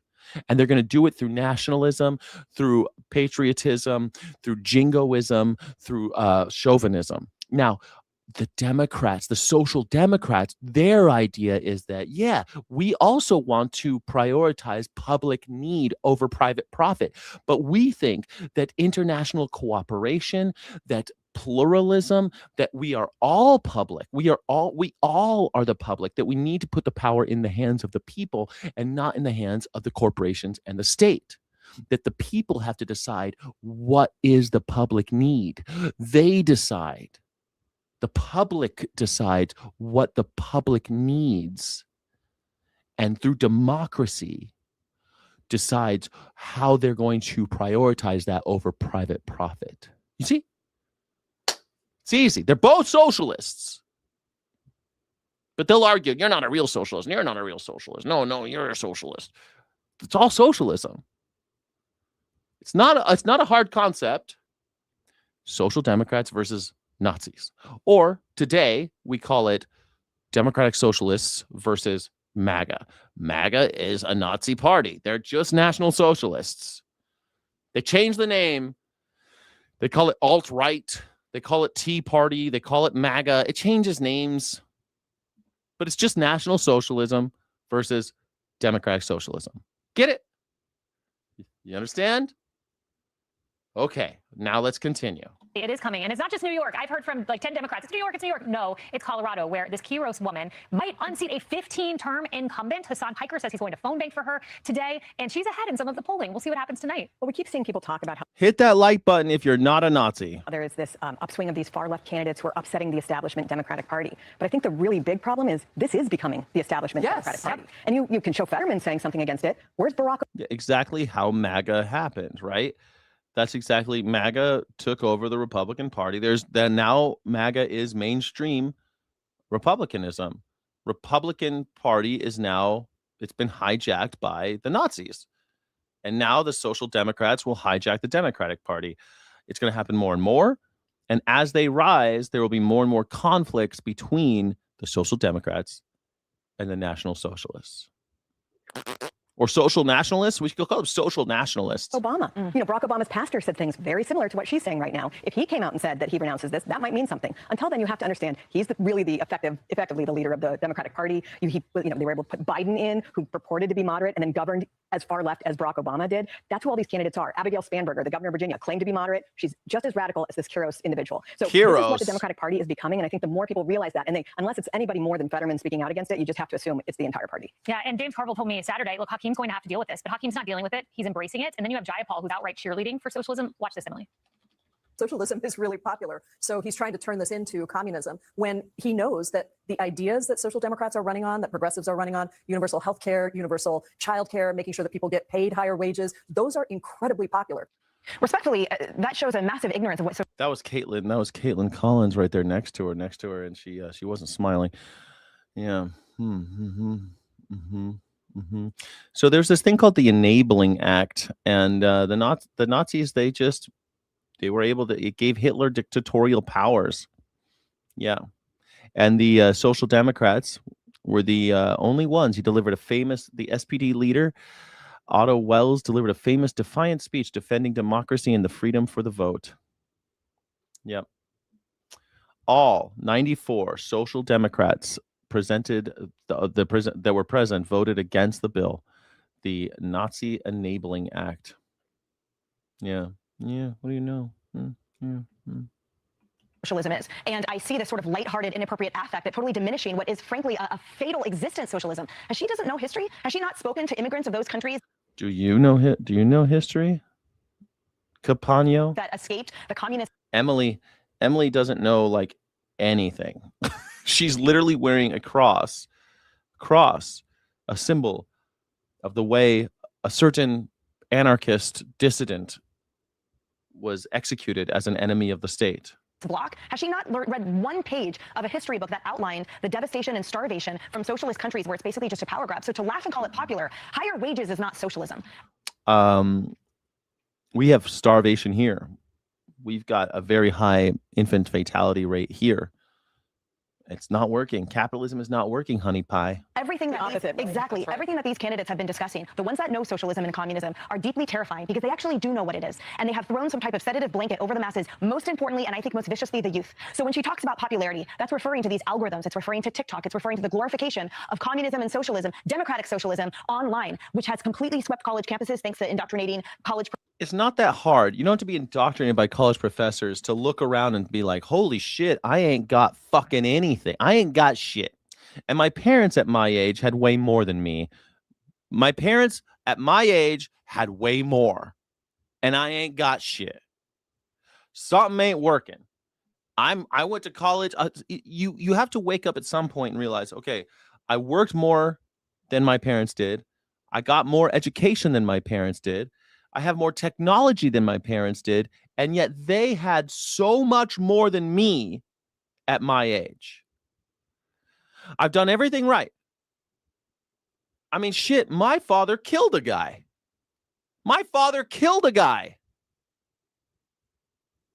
He did not graduate from college.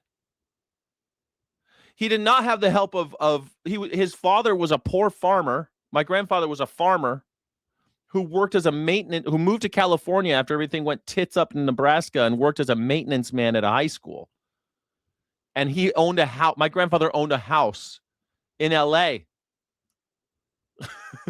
Like outright, had it all paid for, had enough money to build an addition, a home addition, had enough land to build another big family room, a huge dining room my grandfather built. He had all this fucking money somehow. He wasn't rich. No education. My father, he was going to college, but then he killed a guy, so he couldn't finish college. And then he was just worked in construction his whole life. And guess what? He had more than me. Holy shit. I remember finding his tax returns, finding out that he was making more than me at my age.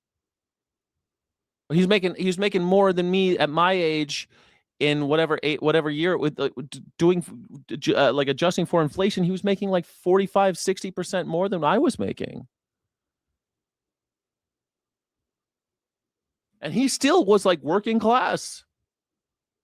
Don't fucking tell me that we can't wake up. Everyone in every generation's looking around right now and going like, holy shit. Everyone is in debt up to their eyeballs. Everyone living near me is either renting or is under an insurmountable amount of debt that they'll never get out of. 40-year, 50-year mortgages they're talking about now. You'll never get out. You'll never own a house. The banks own your house.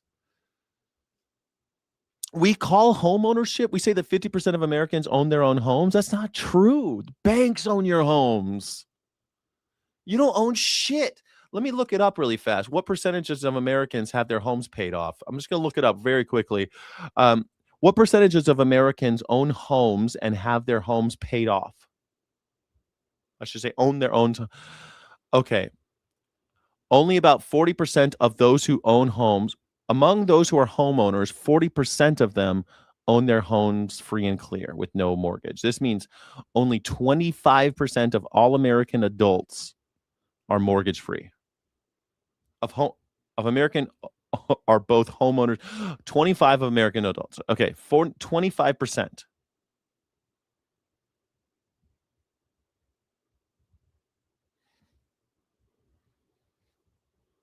Homeownership and mortgage-free rates. Okay, I want to know how that paid-off homes are more common in rural areas and in southern states like West Virginia, where 50% are paid off. If you're in the middle of fucking nowhere like West Virginia and you're fucking your sister, 50% of your houses are paid off. Great, because your house cost you $50,000. House cost $10,000. Yeah, I paid it off. What do you know? Probably people moved there from New York and shit and paid it off in West Virginia. How does that compare to the rates in other countries? If about 25 to 26% of Americans own their houses free and clear, how does that relate to, say, China, Germany, UK, other similar sized economies?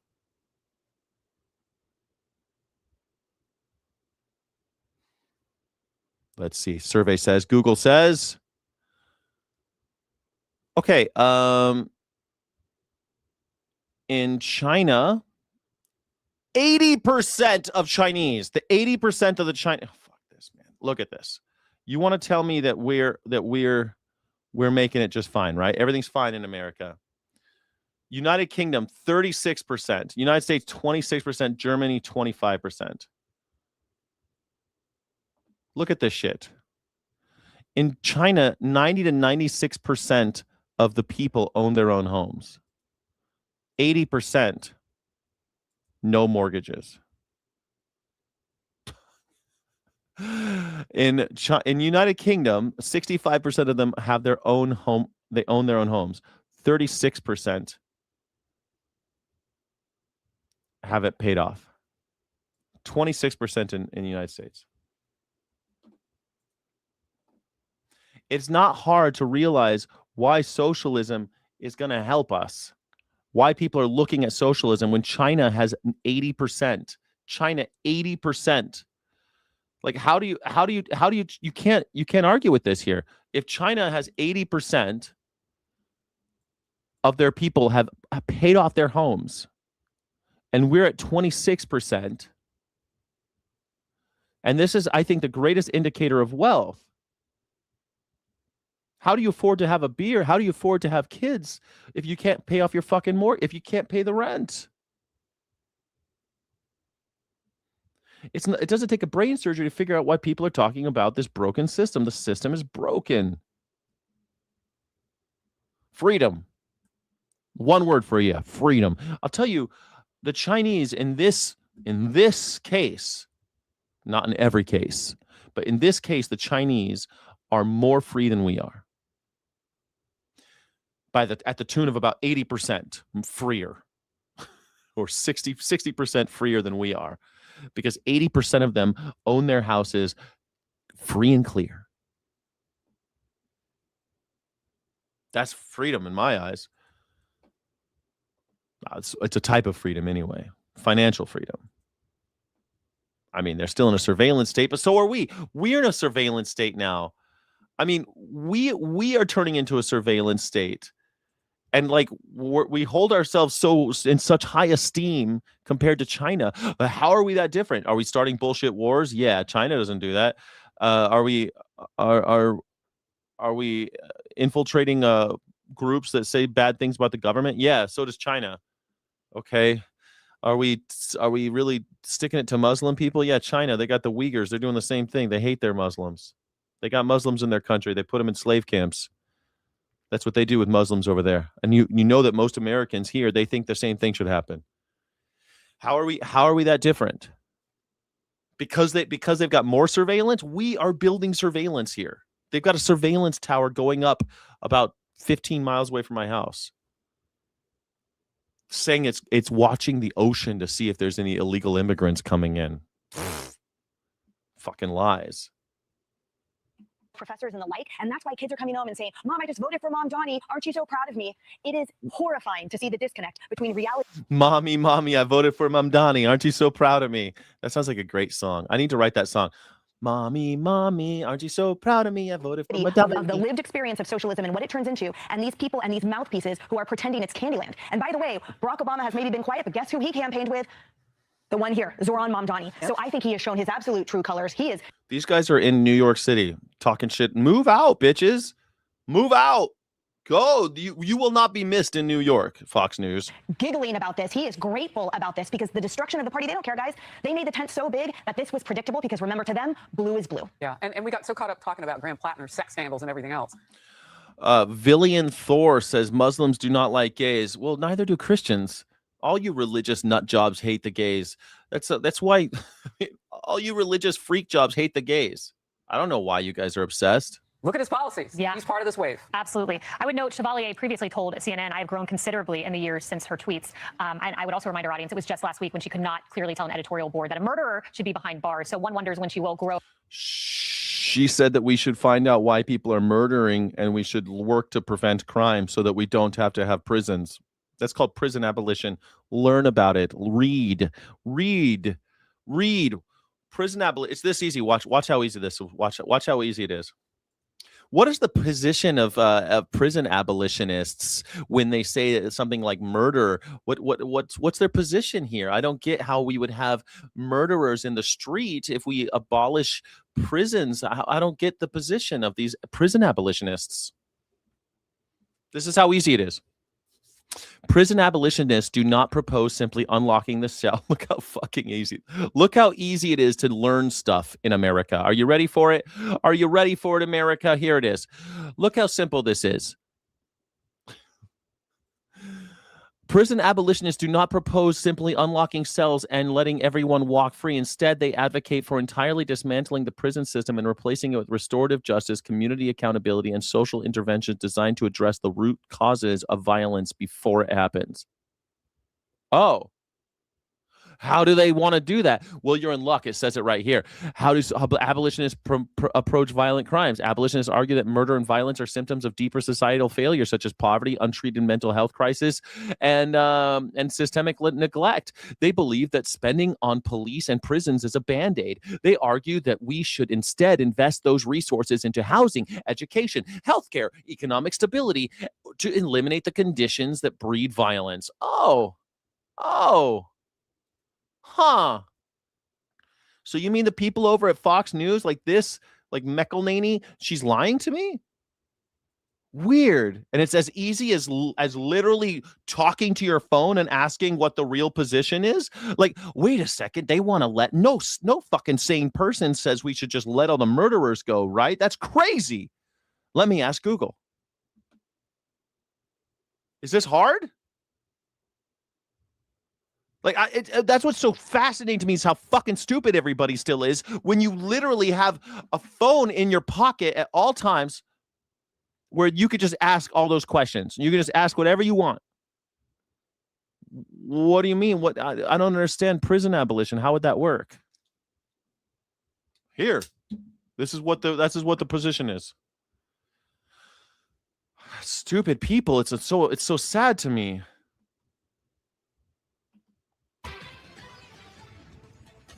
Socialism, it's not just for the Big Apple anymore. Democrat socialist Malak Heroes beating longtime Democrat Congresswoman Diana DeJette in the Denver, Colorado district primary. Watch. Or as John Fetterman calls it, the dirtbag left. And to every single progressive running for office in Colorado, across the country, across this state for inspiration, for solidarity. Tonight we saw wins down ballot. We saw Cello win. We saw Eris win. We are winning from coast to coast, from every level of office. We are taking back our party and our country. So could this be the latest? I love when they go, this is exactly what they said when Gandhi was like, I think I am going to go and make salt. I am going to make salt and defy the English Empire. And then they said, Mr. Gandhi will soon require the information to discover that the English Empire does not suffer fools lightly. We will not allow you to make salt.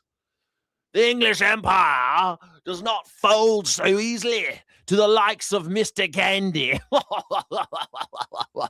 And then they chop off their heads.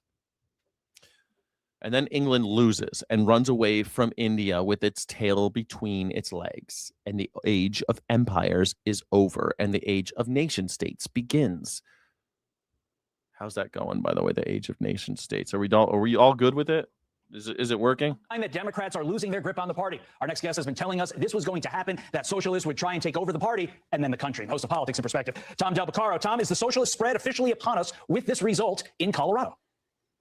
Well, it is, at least in the big cities. And we need to remember that these are candidates that Bernie Sanders and Elizabeth Warren to some degree support. So I know the Democrats are trying to say they're from outside our party, but we remember the theme of class warfare and tax the rich and or a wealth tax. These are issues that are embraced by Gavin Newsom on the left coast and on Elizabeth Warren on the East Coast. As well as Hassan Piker, the far left firebrand. Here's what he Hassan Piker, man. Hassan Piker always gets such great coverage, man. How do I get that Hassan Piker coverage, man? I need Fox News to talk shit. Fox and said it's just the beginning. Watch.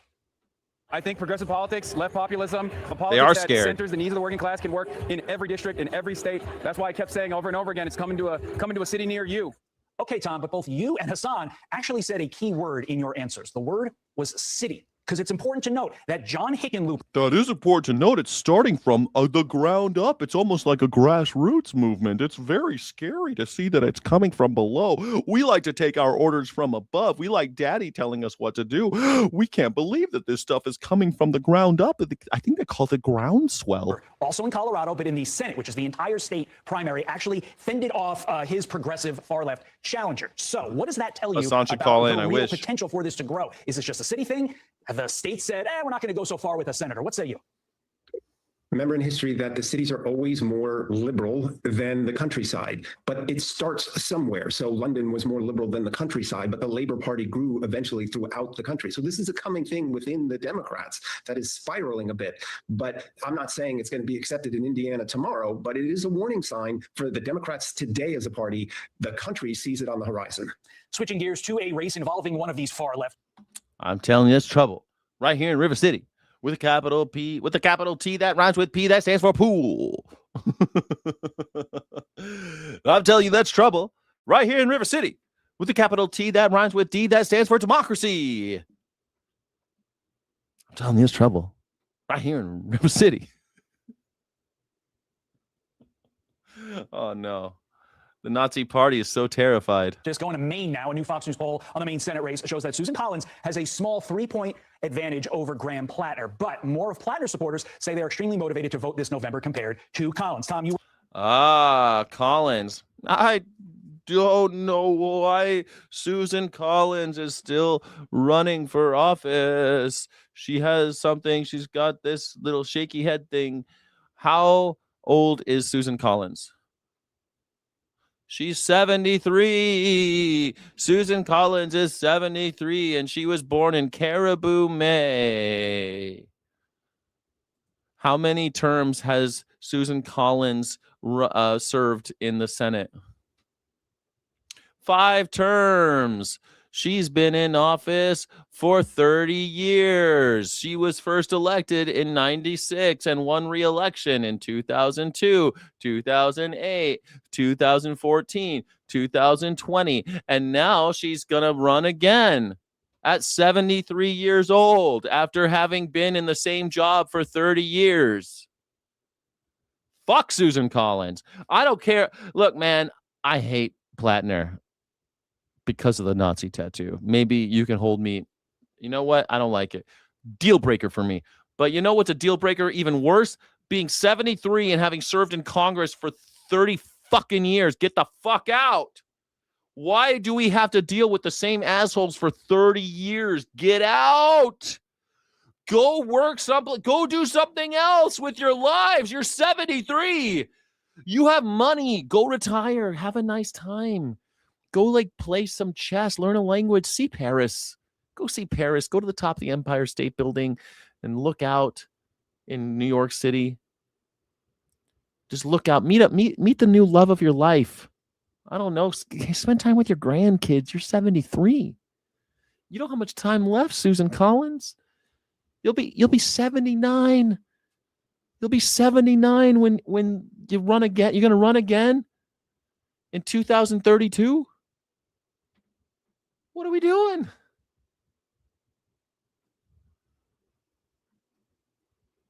Look at this old ass picture of her. I love that they should show a picture of him from 30 years ago. How old is Graham Plattner?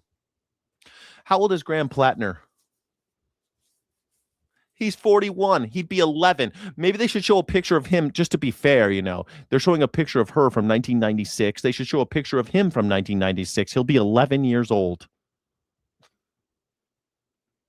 Well, no, you chaired a state Republican Party out there in California. What should the main state Republican Party do with that information, with this latest Fox News poll? Well, remember that Susan Collins has made a living off tight races and seems to win each particular time. This is an off-year presidential election, which tends to favor the out party, we know. Yeah. But interestingly enough, Todd, these races in the city show low turnout among Democrats. So it's possible that the big blue wave isn't really that big because of these low turnouts. But if I love that Fox News is, even those photos were like from 20 years ago. Why are you showing pictures of Susan Collins from 20 years ago? Because she's running against a 41-year-old? Is that why? Every single vote's going to count. There's no question about it. And people need to understand Graham Plattner's positions in addition to the manner in which he draws art. Positrack says, my mom is 80, still working part-time and walking 5 miles a day because she doesn't want to stop moving. That's awesome. Fucking great. I think it's great. Do you think she should be a senator? That's the question. I think it's great. I love old people. I love old people. I love talking to old people. I've had lots of interesting conversations. When I lived in Germany, I was really talking to a lot of old people because they remembered the Nazi times, and I really wanted to talk with them about it. And they all were very, very open and told me all sorts of crazy shit. I love talking to old people. I think old people, wonderful. I don't think they should be president. I think that's okay. Call me out all you want. I think old people should be cherished. I think they shouldn't have to work. I think they should be living their best lives in their golden years. They should be reading whatever book they want. They should be going on vacations. They should be doing whatever the fuck they want that's not working. Part-time jobs? Sure, fine. Yeah, cool. You want to work part-time, give yourself something to get out of bed in the morning for? Fine. That's awesome. Wonderful. I hope that when I'm 70 years old, I'm still doing a YouTube channel. That'd be pretty cool. See how far this thing goes. I don't know. I'll probably be doing something. Maybe not going live for 5-6 hours a day, but maybe I'll do it for like 2 hours a day when I'm old. I don't know. Subsidize the oldies, says Navia. Yeah, exactly. On his body. Duly noted. Tom, appreciate your insight this morning. Thank you, sir. All right. All right. Be sure to like. I mean, I swear to God, I'm not a Plattner fan, but I'm coming around at this point because I'm starting to get so pissed off about this.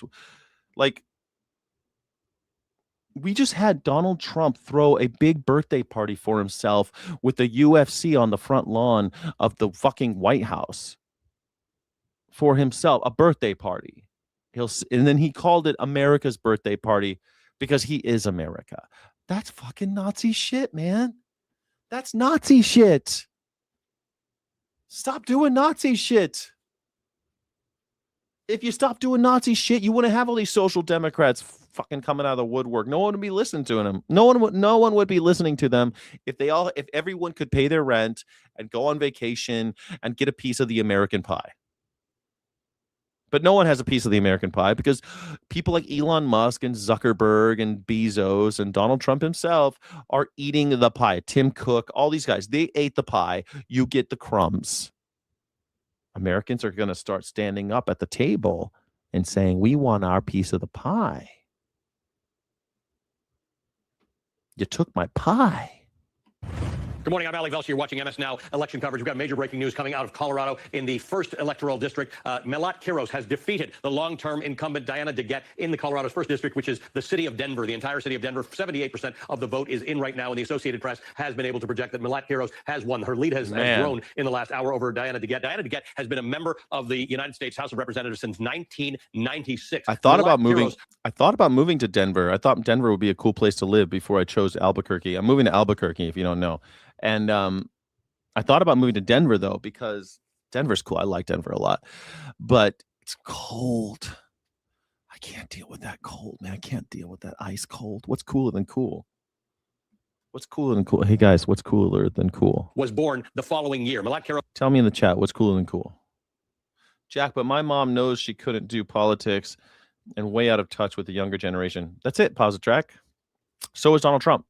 He's way out of touch with the younger generation. Has not been alive for as long as Diana DeGette has been a member of Congress. Diana DeGette is now the fifth member of Congress, the fifth incumbent who has lost their primary in this election cycle. The fifth Democrat, that is, by the way. Two of them were in Texas, but those were redistricting fights where incumbents or former incumbents were up against each other. The last two were last week in New York, where Adriana Espaillat in New York 13 and Dan Goldman in New York 10 were defeated by insurgents who were supported by the Democratic Socialists of America and Mayor Zoran Mamdani. Okay, but who's Wanda James? I don't know. Is she even more...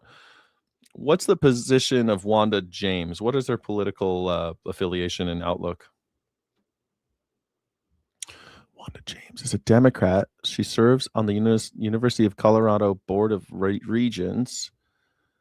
She ran previously in the Democratic primary for U.S. Congress. Okay. She's the first Black woman to own a cannabis dispensary in the country. Oh, she's a former naval officer. I don't know. I don't know who Wanda James is. She only got 7%. Melat Kiros is supported by the Democratic Socialists Ice of cold. America and Bernie Sanders. So this is now the Thank third you. At least incumbent who has one been met person by a got challenger and has defeated the incumbent. So Diana DeGette will not be the candidate, will not be the representative for Colorado's first district starting in January of 2027. Melat Kiros will be the candidate moving forward into the elections on November the 3rd. I want to tell you what else has gone on across Colorado tonight. This is another bit of news that was not expected. Michael Bennet, the longtime senator, was running for governor. He lost to Phil Weiser, who is the state's attorney general. Got to do a bit of a bitter argument about which one has done more to fight Donald Trump. Phil Weiser, the attorney general, quite handily defeating Michael Bennet, 85% of the vote in right now, and Phil Weiser ahead by 10 points. Let's look at the Senate primary in Colorado. This is another interesting story. John Hickenlooper, the senator and prior governor of the state, has won with 85% of the vote in, but look at that margin. This is a sitting United States senator challenged by Julie Gonzalez, who is a challenger from his left, who got 43.6% of the vote. So you can see that there's a theme developing across a lot of these races across the entire country. I mean, she didn't get close, but I mean, 43% ain't bad for a lefty. A lot of people who thought that the New York race was a standout by virtue of how liberal New York is, because in those races in New York, when a Democratic Socialist beat an incumbent, those seats are not going to change hands. It doesn't affect the balance of power in the House of Congress. In this particular case, it's less obvious. When you get to points further west out in the country where the Democratic Socialists do not have the same presence that they have, this becomes a bit more of a question as to the direction of the Democratic Party. Now, a lot of critics have come out and said these kinds of things are dangerous for the party come November, because it'll be used by Republicans to suggest, as Donald Trump has, that the communists are taking over, the socialists. The communists are taking over. Oh, look out for those communists. Look out for them. They're coming. They're coming. Look out, they're coming. They're going to take over. Taking over. But there's a lot more nuance to why some of these Democratic Socialists are actually winning. There are a few things at play here. Number one, outside money. What tends to happen is Democratic Socialists share the view of many younger Democrats about U.S. support for Israel. And what tends to happen is the incumbent or the person running against them ends up getting the support of AIPAC and its affiliated groups. So that's one of the things at play. The other one is generational. As I said, Milat Kiros has not been alive for as long as Diana DeGette has been the member of Congress. We've seen that in very... She's not been alive for as long as Diana DeGette has been in Congress.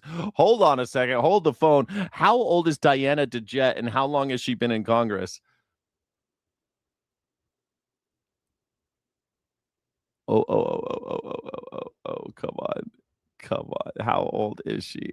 She is 68 years old and she has been in office since 97.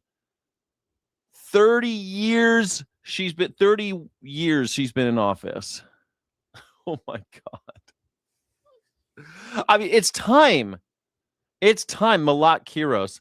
All right. How old is Milat Kiros? Is she under 30? Is that true? She's that young? Oh my gosh. How old is Milat Kiros?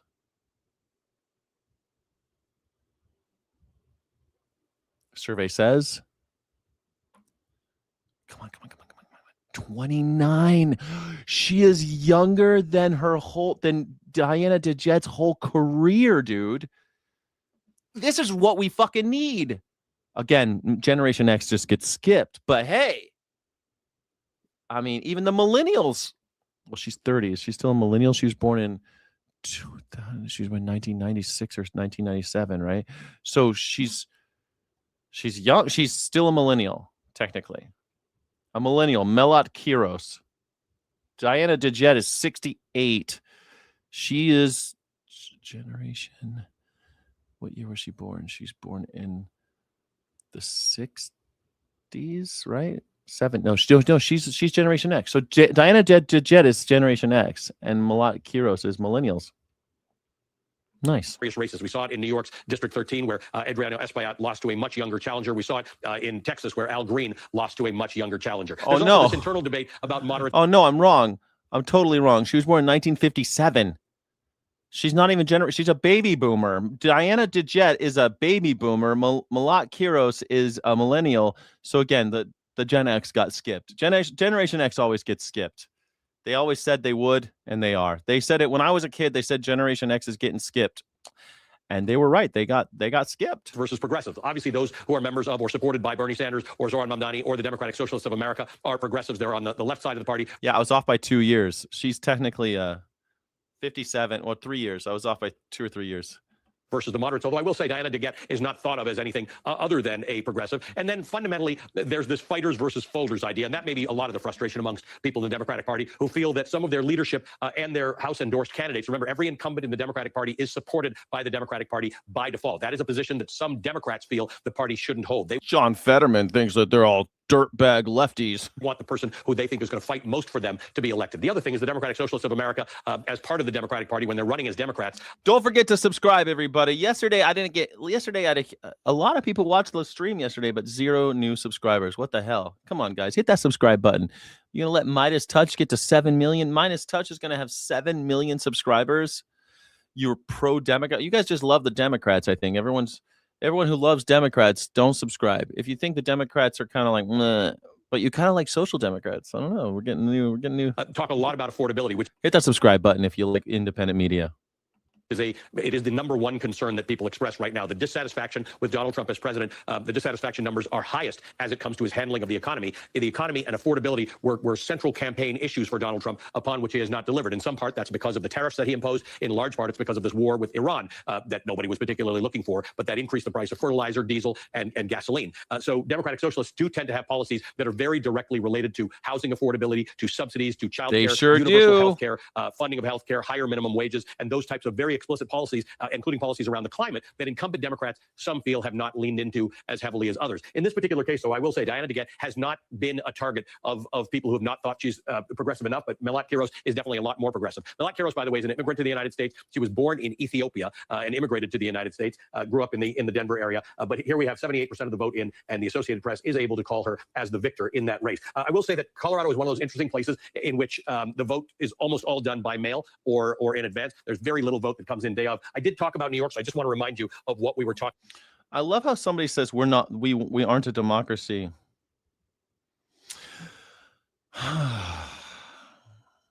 Go back to high school. Go to civic or take a civics class.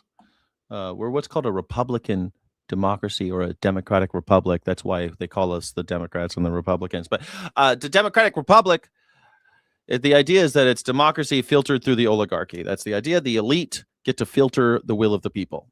That's called democracy, or what counts for it in a republic. It's a democratic republic. That's what it is. That's what it's called. It's a type of democracy. So anybody who gets in the chat and says, we're not a democracy, is a fucking idiot. I'm sorry. I'm sick of hearing it. Go back to high school. Learn about the different forms of democracy. Learn about the ancient Greeks and why the Enlightenment, why Americans were so into this neoclassical idea of imitating Greek style of republic. Please. Or just read any of the books called Republic. There's lots of them. Or Das Kapital. Or, there's all sorts of fun ones. You can read Machiavelli's Republic. Fun stuff. Read. Or, ask Google for the crew. Or, ask AI to explain it to you. Ask AI to explain it to you, please. Reaction. Fox News contributor Reince Priebus. So we've been talking about this, and it began as somewhat isolated. It began with Graham Plattner. It began with, El Sayed. It began with James Tallarico. First it was Mamdani, then it was the squad.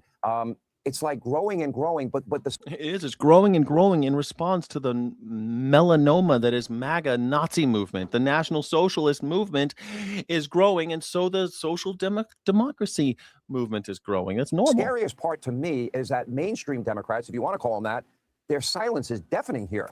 What do you make of that part? You see, the thing is, Sean, you'll call them all crazy communists anyway. You made your whole career off of that, calling everyone, even moderate Democrats, you call them crazy communists. People like Chuck fucking Schumer. He's crazy. He's a communist. He's a Marxist. Stupid people like that have caused this problem. Well, thanks, Sean. I make of it that this is where the horsepower in the Democrat Party is. This is the Democrats' future. We talked about this last week. And this district in Colorado that you talked about tonight with Kiros, I think it's the most Democrat district in Colorado. It's the district's almost entirely the city of Denver, a little bit outside the city, but not much. And so last week when these socialists won in New York, you heard the media say, well, this is just, urban New York. It's not really what we're all about. But now we're going to Denver in their most Democrat district, and we're taking a poll of Democrats, old Democrats, young Democrats, are saying, who do you want? And who do they want? They want a person identifying with the social Democrat Socialists of America, the Justice Democrats, whatever they are, which would be great. They want justice. That's why they're called that. To find out who's funding all of this. She's calling for Medicare for all, defunding the police. I tell you who's not funding it. Israel. At the end of the immigration enforcement, she's talking about no money to Israel. She wouldn't condemn, by the way, don't forget, there was the Boulder incident, the bombing at the outdoor mall, and the people were out there simply praising the fact that Israeli hostages were released. There was a bomb that went off. She wouldn't even condemn it until she got shamed into doing it. It's an attack. But she did condemn it, though, right? Attack on the American identity. It is an attack on freedom and opportunity, patriotism. It's an attack on who we are as Americans. Freedom. And it's in Democrat strongholds. The reason it's an attack on freedom, everybody. It's an attack on freedom and American life and the Western civilization. It's an attack on the whites. Can't speak about it is that they're the ones that want to speak in the Democratic Party. They can't. You know why? Because they're not going to fit into. Clicking the link in the chat does nothing. Are you sure? Watching Humans says clicking the link in the chat does nothing. Let's do another invite. Let's do it here. I'm going to do another one. Here you go. Let's see. There you go. Watching Humans. I'd love to hear you. Love to have you on the show. You can also just put in StreamYard.com/RBCGIUBJ6. It's only 9 characters to remember. It's only 9 characters. Or you could screenshot it and tell your phone to extract the text and then copy and paste that into a browser. There's lots of ways I don't know if you're using a phone or not. You could copy and paste if you're on a laptop, it's really easy just to copy and paste. But thanks for doing it. Anybody can call in. Go ahead and call in. I'm going to go ahead and check Oh, Watching Humans is here. You're here. Watching Humans. How you doing? What's the deal and how you feeling? Oh my gosh, that's how you're going to start? What up? What up? Well, I feel my freedom's being infringed upon. I already have less freedom than I did, before I was watching Fox News. I can feel the freedom being taken from me as you play the clips from Fox News. I wasn't aware of the lack of freedom until Fox News let us know. Freedom. It's an attack on freedom. All these social democrats over in Colorado and New York City are attacking your freedom. Didn't you know? It's amazing to me how this word socialism creeps up and all of a sudden people are worried about it as if it's ever happened in the history of Democrats being in office. Yeah, like and listen. Okay, so you got socialism, or you've got a country of poor people and billionaires. I mean, I don't even think socialism's worse than the other one. Yeah, but Watching Humans, and everyone should subscribe to Watching Humans on YouTube. But Watching Humans, you're welcome, of course. Watching Humans, it has happened before, and we beat the Nazis. It did happen. The Social Democrats got into power. They were called the FDR Democrats, the New Deal, and they created jobs. They built that Golden Gate Bridge. They did all sorts of stuff that was really in the height of the Great Depression. And then they set off to kill Nazis, and they did. They won. So That's socialism. That was socialism. It sure was. That's gross. That's terrible. I know it sucks, but they won. So when you say like in the history of socialism, like the Democrats have never done it, they did do it. And then they killed the Nazis. That's what they're really afraid of. They're afraid of social democrats waking up and killing Nazis. Sure, because Nazis are in the White House. Yes, that's it. That's what they're afraid of. They throw in these words that sound good to dumb people, and you could just take a tiny segment from what you just played, and it's a threat to us as Americans and what we are as Americans. And just stop and ask yourselves, what are we as Americans? What does it mean to be an American? What do you think it means to be an American? Well, you know who always pops in my head is that white trash dude that jumped in front of the camera yelling about the Biden crime family, and he had beer, barbecue, and freedom on his shirt. And I was like, okay, yeah, I understand most people like those things, but this is what our country means? Like, this is your life? Mm-hmm. You don't have more to contribute to the world than the fact that you like beer, you like barbecue, and you think freedom is unique to our country. I think they thinks that my ability to consume barbecue and beer, it's consumer. I'm a consumer, right? And that's what freedom is. My freedom to consume. Be an obedient servant and keep buying and getting fat and unhealthy. That's it. Yes. I mean, I think good for you.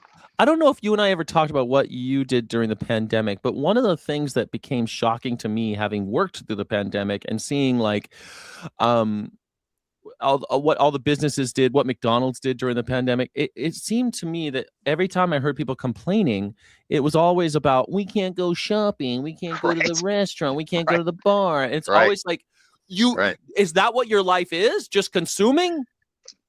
Yeah. No, that's what we did not talk about this, but that is exactly my takeaway from it, because I'd already kind of separated myself from that world. So the pandemic didn't change things much for me. I was just a little bit astonished that people were mad that they couldn't go places and be seen eating in public. I was like, oh, wow, you've really lost your meaning as a living creature, huh? Well, not only that, a social creature, right? Human beings love being around other human beings, but they don't like they've been trained not to actually talk and socialize. They want to go to a restaurant, sit and be on their phone near other people. You know what I mean? They don't actually want to. Good point. Good point. The social. You're moving. Yeah, the social part isn't even there anymore. You're pretending that you value. Yes. Oh, yes. No, you're there. If you stay still, you're usually. You're pretending that you're losing social. Okay. If I say still, my brain stops working. You're losing. It'll drop data packets. But go ahead. Yeah, they're faking social interaction, right? They get to talk to the server, but even now, that's now becoming less and less. They're ordering through their phones, and the food comes to them in the restaurant. Yeah, or it comes to your neighborhood on these leaf blowers on wheels. In San Francisco, it's just leaf blowers on wheels everywhere. The scooters. Oh, I was enjoying my day, but somebody had to get food delivered. Are they that loud? Oh, they're like a plague of fucking locusts here. Are you talking about like little Vespas? Like there's a human being riding on them? Or are you talking about the robots? Yeah. Oh yeah, the humans. Yeah, no. In LA, they've got little boxes on wheels that don't make so much noise, but they go to your house and they open up and there's like, here's your food. Oh my God, that's already happening. Oh yeah. They're like little robots, and they drive around LA, and they even have a little name on them so that people don't. But people do vandalize them, of course. How big are these things? They're like I don't know, like the size of a dog, I suppose. They're like the size of a like a golden retriever or something. Maybe a little bit smaller, but they're heavier. Wow. I'm old because all these things scare me now. Change scares me. Well, I may or may not have kicked a bunch of them over. I may or may not have stopped them and put stickers on them and stuff. I vandalize them frequently when I see them. I dislike them intensely. They're even taking that, like the delivery jobs are even going away now. Like they're even going to take that away because of people like you who don't like the sound of Vespas. Look, let's go back to the value of humans. I look at these people that go around on the cheapest piece of shit vehicle that they could legally find and that should be illegal. And this is what you contribute to the world. You pick up orders and drop off orders. I don't feel sorry for these people. Fucking get some How actual are they supposed value. to pay rent? They can't pay rent. Fuck them. Well, I'm tired of feeling sorry for the superior species. Figure it the fuck out. You're the superior species. You spend the entire rest of the day telling the world that you're better than everything else here, and yet I have to feel sorry for you because you can't figure out how to pay rent without being a piece of shit. Oh. I don't know that delivery drivers are pieces of shit. Maybe we should pass laws against the corporations that build those Vespas so that they don't make so much noise. Maybe that's the way. Maybe it's the corporations that are building the Vespas that are the problem. The scooters. Sure. Well, I mean, we can always pass off the blame, but at the end of the day, people make a decision. You know, my counter argument is that there are ones out there that are quiet. You have the option. They can't afford them. Oh, fuck them again. Why are you always blaming? You're just as bad as a conservative Democrat blaming. You're like a Republican blaming the wage slave. Okay. The wage slave is the problem. It's nothing like me calling in here to get Skyjack to start sounding like a Republican. Go ahead. I'm not a Republican. Praise Trump. Now I'm on here. Start singing some praises for Trump. Yeah, I mean, it sounds like you love him when you say you blame the wage slave. Well, they could buy a different scooter. The other scooters are more expensive. Maybe we should. There you go. Bootstrap. They should pull themselves up by their bootstraps and pay rent in San Francisco because that's doable. You know what? Most of them look like they could use some walking or an actual physically powered bicycle. Yeah. If you're that poor, fucking bicycle. Don't buy a gas powered machine if you're that poor. Well, the gas powered machine is probably probably required by Uber Eats or whoever they're working for, right? Okay, fine. I'm happy to take down Uber Eats. Take them down. Take them down. Take them down. What are you taking down the wage slave for? Always blame the wage slave. Everyone always blames the wage slave. Damn it, these slaves! If they don't like working on the plantation, why don't they just escape? I'm sorry, Sky. Send me the script before I call in so I know who to blame. No, that's why I like call-ins, because it's you never know what you're gonna get. That's what's so fun about it. But watching humans, what is your what's your take on all these social democrats becoming getting power now? They're starting to. Oh, it's the end of the world. Obviously, it's the end of America. It's the end of America. You're not afraid of them? You're not afraid of these social? Do you think San Francisco is going to be the next to fall to the scourge of social democracy? No, because our population's been infiltrated with Republican billionaire children. Yeah. But maybe they'll virtue signal their way into democratic socialism. Stranger things have happened.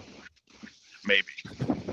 Maybe. I don't know. For a while there, San Francisco wasn't even like going after shoplifters. It was lots of interesting policies over there.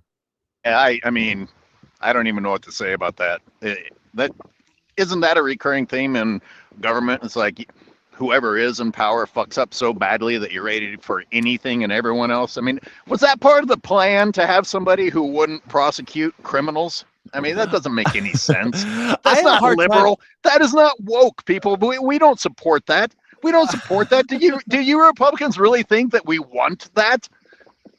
I don't care if people are prosecuted for shoplifting. I don't shoplift all you want.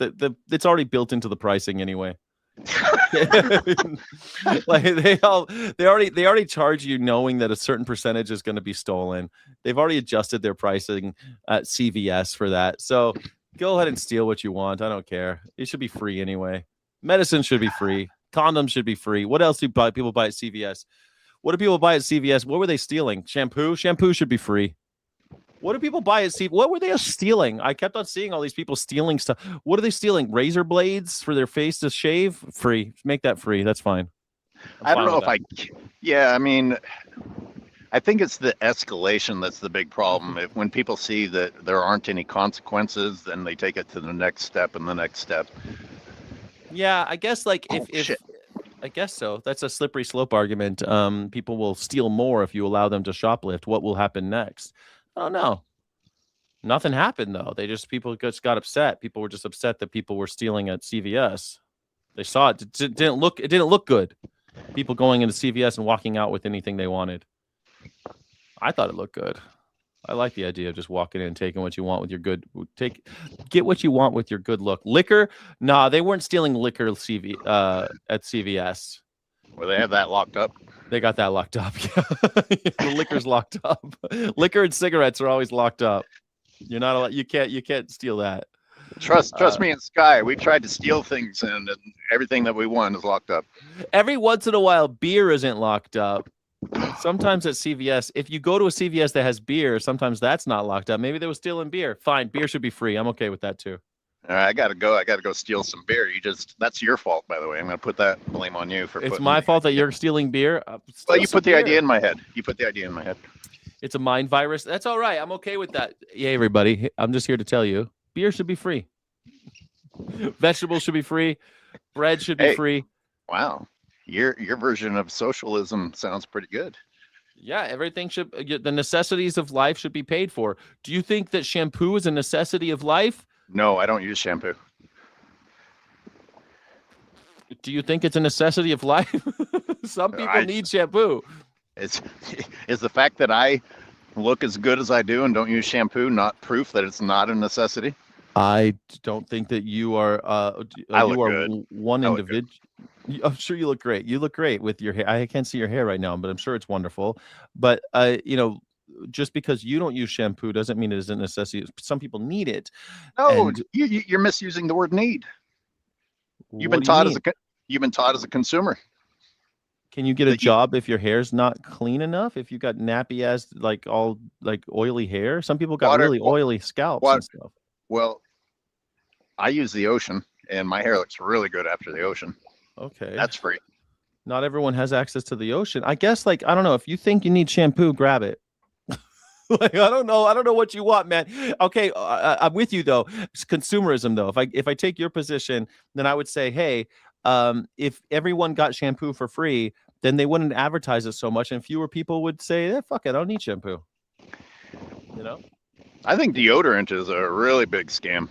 I think people who use deodorant develop odor issues because their body doesn't know what to do with all these chemicals underneath in their pits. Like deodorant, like addicts Yeah. Stink. They stink.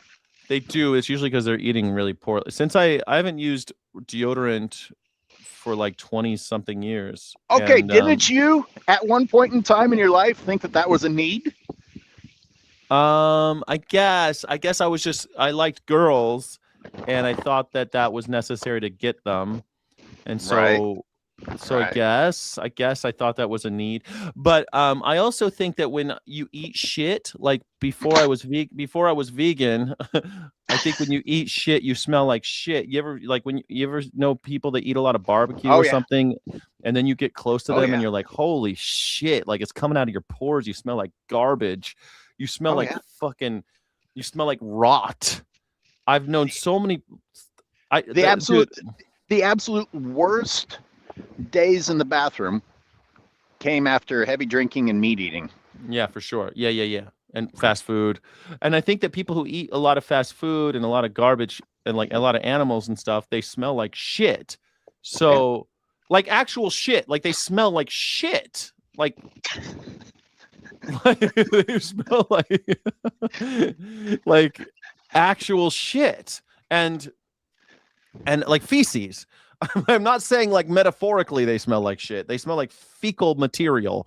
And so I understand why they need deodorant, because they don't want to smell like fecal material. They want to go get a job. They want to eat. This is another example. This is another example of humans pretending to be superior, not being superior, because I can smell, now that I don't wear chemicals, I can smell humans coming from like half a mile away. They just spray all this fucking nasty shit on themselves to try and cover up the fact that they don't smell good. Maybe you should just smell good.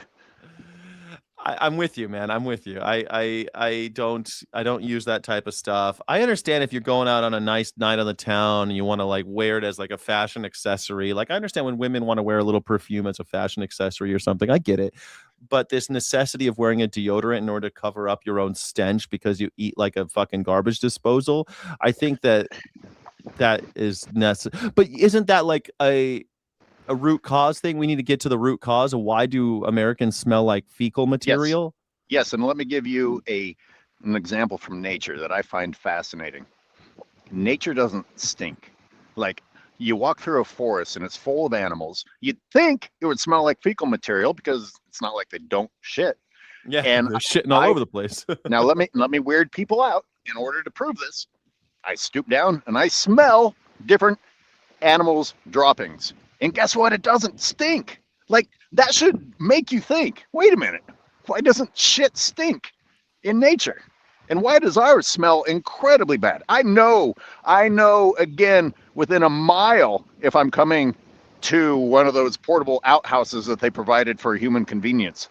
I mean, that is the only thing that stinks when you're on a nature hike.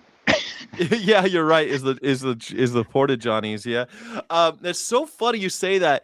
You're right but then I immediately think, well, the diet of most animals is like a plant predominant omnivorous but diet. Like even a squirrel is an opportunistic omnivore, right? We think of squirrels eating nuts and seeds, but if they come across a cricket, they're eating the cricket, you know. But it's very, very seldom. They don't eat animals all the time. But I've never smelled tiger shit, so I don't know what tiger shit smells like.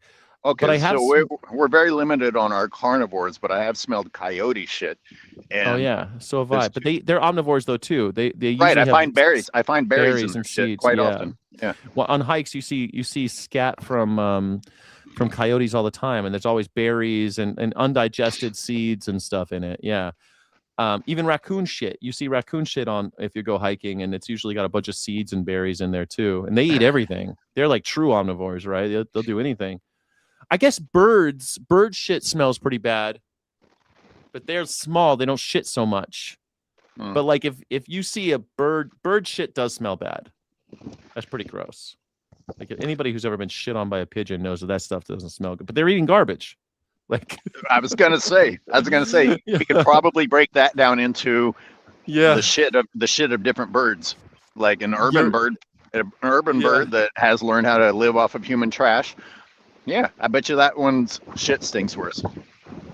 Or like seagulls that only eat like ocean animals and stuff, and like their shit smells pretty bad. I guess I don't know. I'm surrounded by it right now and I don't smell it. You don't smell it, but if you were on like a rock where they were all shitting, you'd be like, oh my, you'd be overwhelmed. But I guess you're right. Americans, our shit stinks because we eat garbage all the time. We eat fast food, and we probably don't actually need as much soap as we use or as much deodorant. Like, we should not be using this stuff all the time. It's a huge multi-billion-dollar industry, right? Americans consume a lot of soap too, more than most countries, and yet we're still dying of all these diseases. So obviously the soap isn't doing much for us. Anyway, I'm sure our duck shit smells disgusting, and they're eating plants and seeds. Do they? I don't know about. I know geese. I see a lot of geese, a lot of goose shit at the park, and I don't think goose shit smells bad. Is that what ducks are eating? Ducks. What do ducks eat? Are they just eating seeds? I don't think so. What do ducks eat? I think they dive down and they eat algae. They eat some of the stuff growing on the bottoms of lakes. And so, according to this, they eat aquatic plants, seeds, grains, small insects, worms, and tiny fish. That's a lot. I mean, that's a broad spectrum of. Yeah, like that's the thing about birds. They're like real omnivores. They're not like us. Like plastic, when you see a real, got plastic. They eat a shitload of plastic. They eat a lot. They eat plenty of plastic. I don't know if that comes out in the shit to stink though. Well, there's duck an island smells icky. There's an island, a part of the Farallon Islands out here. When I used to go out to the Farallons, called Sugarloaf, and it's white because it's just covered in different types of bird poop, and you can smell it. You can smell it, and I don't think I'd classify it as smelling good, but we're talking about a massive quantity, like the entire island is poop. But there's also a redefining of smells, because there's that smell that you're like, yeah, I wouldn't classify that as great. But then there's the human outhouse smell, which is just intolerable, like astonishingly bad. You're right that the amount, like the intensity of a human outhouse, which isn't just feces, by the way. I mean, urine is a very powerful smell too. All that ammonia and everything in your urine. So I'm not sure what smells worse. Like because the average human, I looked it up recently, pisses between 5 and 6 times a day. So if you're peeing 5 or 6 times a day, that means there's way more urine than feces in these porta potties, and that's probably what you're smelling more than anything, is the gas being released from the pee. Very possible. So anyway, and urine, by the way, is in the animal kingdom also the stinkier thing, right? The dogs pee on stuff in order to leave their scent behind. They don't poop on stuff to leave their scent behind.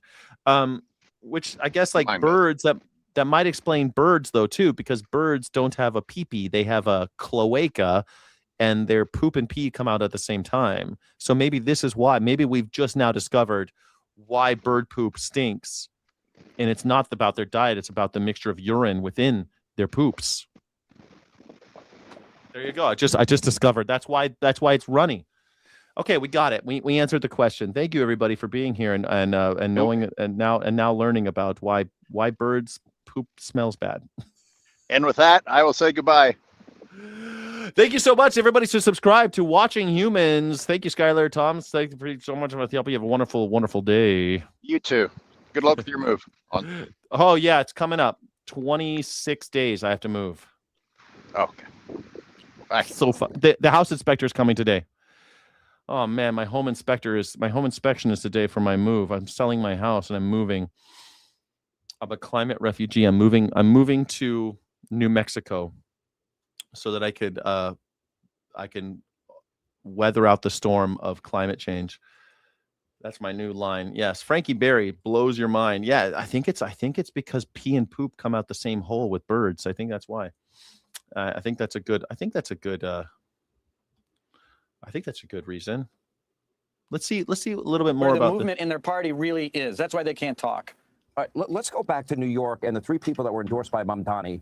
For anybody who doesn't know, my name is Skyjack Morgan. I'm an independent news and culture commentator, free speech and critical thinking advocate, and coffee addict. If you cash app to Skyjack Morgan or Venmo Skyjack Morgan or drop a super chat right here, it'll help me buy coffee. Thank you so much. I'm moving. I need money. I have to pay everybody all this money. I need to beg more for money. I keep forgetting to beg for money, but damn it, I need money because everyone's taking money from me. Everyone's taking money from me. Everybody's taking all my money because I'm moving. And that's what happens when you move. All the vultures come and pick your bones. That's what happens. You are now out there in the open, unsafe, and everyone, all the scavengers start picking the meat off of your bones. That's me. Morning Sky, Skyjack Morgan, the #1 news reaction show on YouTube. I appreciate you all for being here. Thank you.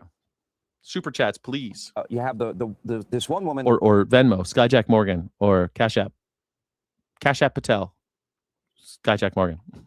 unseating, long-term, serving member of Congress, calling for the government to seize the means of production, private property, people's homes. She has called for the police to be abolished, wants to abolish America's prisons, America's borders. She doesn't want anyone deported, not even a criminal illegal convicted of rape and murder. A day after October 7th, she attends a pro-Hamas rally in Times Square in New York, and once bragged about using the American flag to wipe her hands. Now, if you would have told me... She joked about using an American flag to wipe her hands. Oh, by the way, American flag. Pride Month is over. It's time to use the American flag again. Let's use the American flag. I'm going to wipe my hand with the American flag right now. Here we go. Jasper Johns. We do Jasper Johns. Keith Haring. I think Keith Haring. Yeah, let's Keith Haring was gay, so we're gonna kind of ease out. There's the Keith Haring electric child American flag. 5 years ago, that there'd be prominent Democrats that are being endorsed by other prominent Democrats, or the silence of Democratic leaders over somebody that radical, I don't think I would have believed it. Well, I mean, none of us believed that you Republicans would totally go full Nazi. I honestly thought that people like, I don't know, people like John McCain, who's dead, and people like Mitt Romney, who retired, would stand in the way of people like Donald Trump. I guess McCain did stand up to Donald Trump until the day he died. But Mitt Romney, he tried for a while, but then he gave up and left. He said, it's not worth all the death threats I'm getting from MAGers. Literally, he left because he said, I have to pay so much money just for my personal security. This is what he said. I have to pay so much money for my personal protection that I can't stay in Congress. Mitt Romney. And it wasn't the liberals who were attacking him or sending him death threats. It was MAGers because he stood up to Donald Trump. I honestly thought that these conservatives would still think like, yay, go America. We love America. Let's not do full Nazi stuff, right? We're not doing full Nazi stuff, right, guys? Turns out we're doing full Nazi stuff. There was a quote that the only thing necessary for the triumph of evil is for good men to do nothing. Interestingly, that came from Joseph McCarthy. Well, yeah, Edmund Burke got credit for it, but it was really Joseph McCarthy, actually. Joseph McCarthy? You want to quote Joseph McCarthy? Are you sure? Are you sure? The architect of the Red Scare? Is that really what you want? You want a witch trial? You want a witch hunt on your hands? You want to bring people into the house of un-American activities? House un-American activities? House un-American activities. Is that what you want? Said that originally and made it famous. And so, he was criticized, obviously, for some of his tactics. Yeah. But the truth is that this Democrat Party is, I used to say when we laughed about it, I said, they're on the wrong side of normal. But these guys need to speak up for the sake of our country. This is not. Yeah, we need fucking Nazis like Walt Disney and Ronald Reagan turning in communists. That's what we need. We need to start a new witch hunt. Let's ruin people's careers because they criticize the government. That's American for you. Not normal. This is not American. This is a stalking which Reince Priebus is defending and quoting Joseph McCarthy. Joseph fucking McCarthy. I mean, I can't believe that I'm living in a world where people like Reince Priebus is quoting fucking Joseph McCarthy like he was one of the good guys. He was a fascist. Nobody thinks he wasn't a fascist. Was Joseph McCarthy a fascist or what? He was not a fascist in the ideological sense, but rather a demagogue who weaponized the fear of communism for personal and political power. While fascists advocate for dictatorial state control, McCarthy used the specter of communism to subvert American democratic principles such as due process and free speech. So not totally a fascist. He was what's called a demagogue. Historians and political scientists widely classify McCarthy as a demagogue. He preyed on the public's legitimate fear of Soviet espionage during the early Cold War to build his own fame and intimidate his political rivals. McCarthyism relied on authoritarian tactics that mirrored fascist methods, making baseless, sensational accusations, smearing opponents as traitors without evidence, and creating a climate of fear and conformity. There you go. I cannot fucking believe they're quoting Senator Joseph McCarthy. I can't believe these. I can't believe these Democrats are silent when it comes to social democracy, to democratic socialism. I can't believe they're silent. I can't believe I just watched Reince fucking Priebus, who used to work for the White House, quote Joseph fucking McCarthy. Does anybody even remember who Joseph McCarthy is? American. It is happening all over their party. They're condensed to cities. When they get into presidential elections, they become a party that can't win. And that's because the people out there in the middle of the country see what's going on. And they say, you know, I don't want to be a part of it. I mean, in many ways, it's a gift to the Republican Party, at least temporarily. I mean, look, we're going to be in every district in America saying in Kansas and in Wisconsin and Michigan, look, do you want this over here? You want the Trans Bill of Rights like the Kiros wants that you mentioned before? Or do you want... Yeah. I can't wait. Let's do that. Let's do that. That's happened before. Do you want to have frozen rent like in New York City? Or do you want to have like places that like Arkansas where they have the highest percentage of 80% of the houses are owned by... What state has the highest percentage of corporate owned homes, single family homes? Maine and Montana, 31%. Alaska, 27%. Hawaii, 26%. Smaller investors versus about 85 to 87% of all investor-owned single-family homes are held by small-scale operations or individuals owning 5 properties. Institutional landlords. Atlanta, I think where we were talking about in Georgia. There's places in Georgia that have up to 85% of all the homes are owned by corporations. Yeah, that's what's going to happen. We're going to have situations where you're going to say, do you want to have that? Corporations owning all the fucking houses?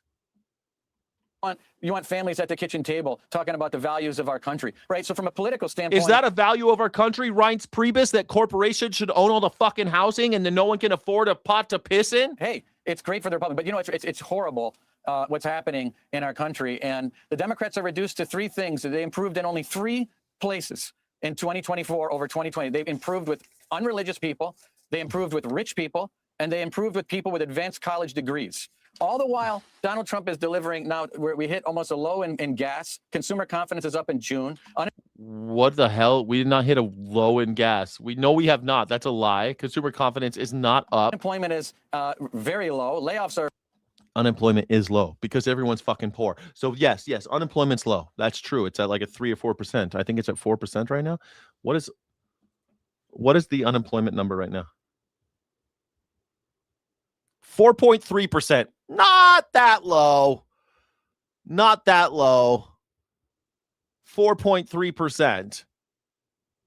That ain't great. I'm sorry. 4.3% isn't fantastic. Unemployment is about where it's been since 2018. Some of that. I don't know. It's been about 4% for a long time. It went up, of course, because of COVID, but are very low. So both, our party needs to triumph all these. Not very low. I mean, unemployment at 4.3% is like normal. If you pay, I've always had to pay attention to that because I was a hiring manager, and you could tell you're like, why aren't I getting more applicants? Oh, it's because unemployment's at 3%. Oh shit. So if you're hiring, you kind of want the unemployment to be higher. It sucks, but that's the way it was. And during COVID, I opened a business and we were inundated we had hundreds and hundreds of applications, and it was really difficult because unemployment was so high. So you kind of want that sweet spot. And usually like between 4 and 5% is fine.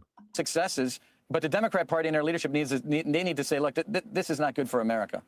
Well, you would think so, right? I will say this. These are uncharted waters for a midterm election. We've never had a party this extreme, either Republican or Democrat. Yes, we have. It was in response to the Hoovervilles. Donald Trump wants everybody living in tents in the street. We have Trumpvilles now. We used to have Hoovervilles during the Great Depression, and now we have Trumpvilles. And I know a lot of you are probably watching going like, hey, what the fuck, man? You've got internet, everything's working just fine. Yes, sort of, except we're all struggling. A lot of us are struggling. And some people are really, really struggling. I'm struggling right now. I'm fucking struggling. And a lot of people are struggling far more. And I'm not okay with it. I struggle. I don't want people struggling more than me. There's people living in fucking tents. They're living in tents.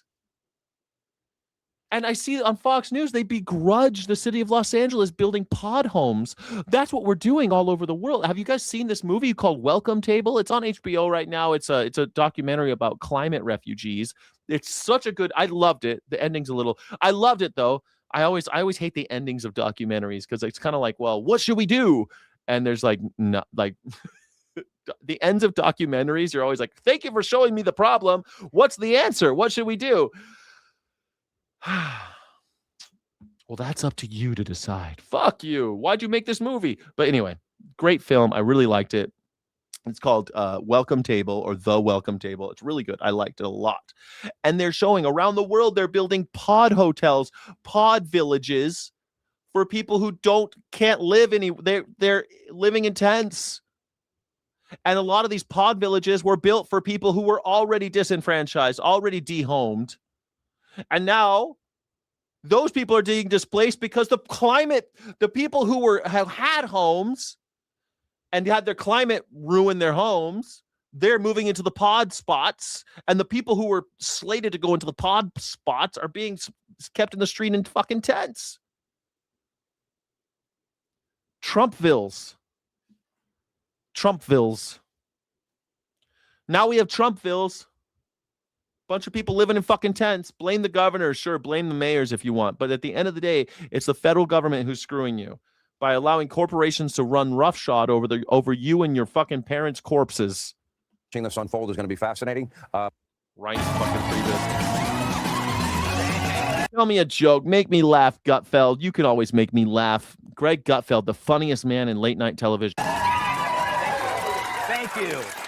Thank you. You are the wind beneath my pants. Good evening, everyone. Affordability didn't even exist until Biden's woke scientists started claiming it does. Trump only just invented groceries. Trump invented groceries, everybody. There's never been such a thing as a grocery until Trump invented it. And then Zoran Mamdani ruined it because he wants to have 3 grocery stores. Just ruining it. Dang it. The word affordability didn't exist until Biden. And so big news, the Supreme Court upheld laws banning biological men from competing in female sports. Yeah. Ding dang do, Raul. Thank you. Ding dang do. Also today, the Supreme Court ruled that children born in the U.S. to parents who are in the country illegally are entitled to birthright citizenship, which is great news for my maids.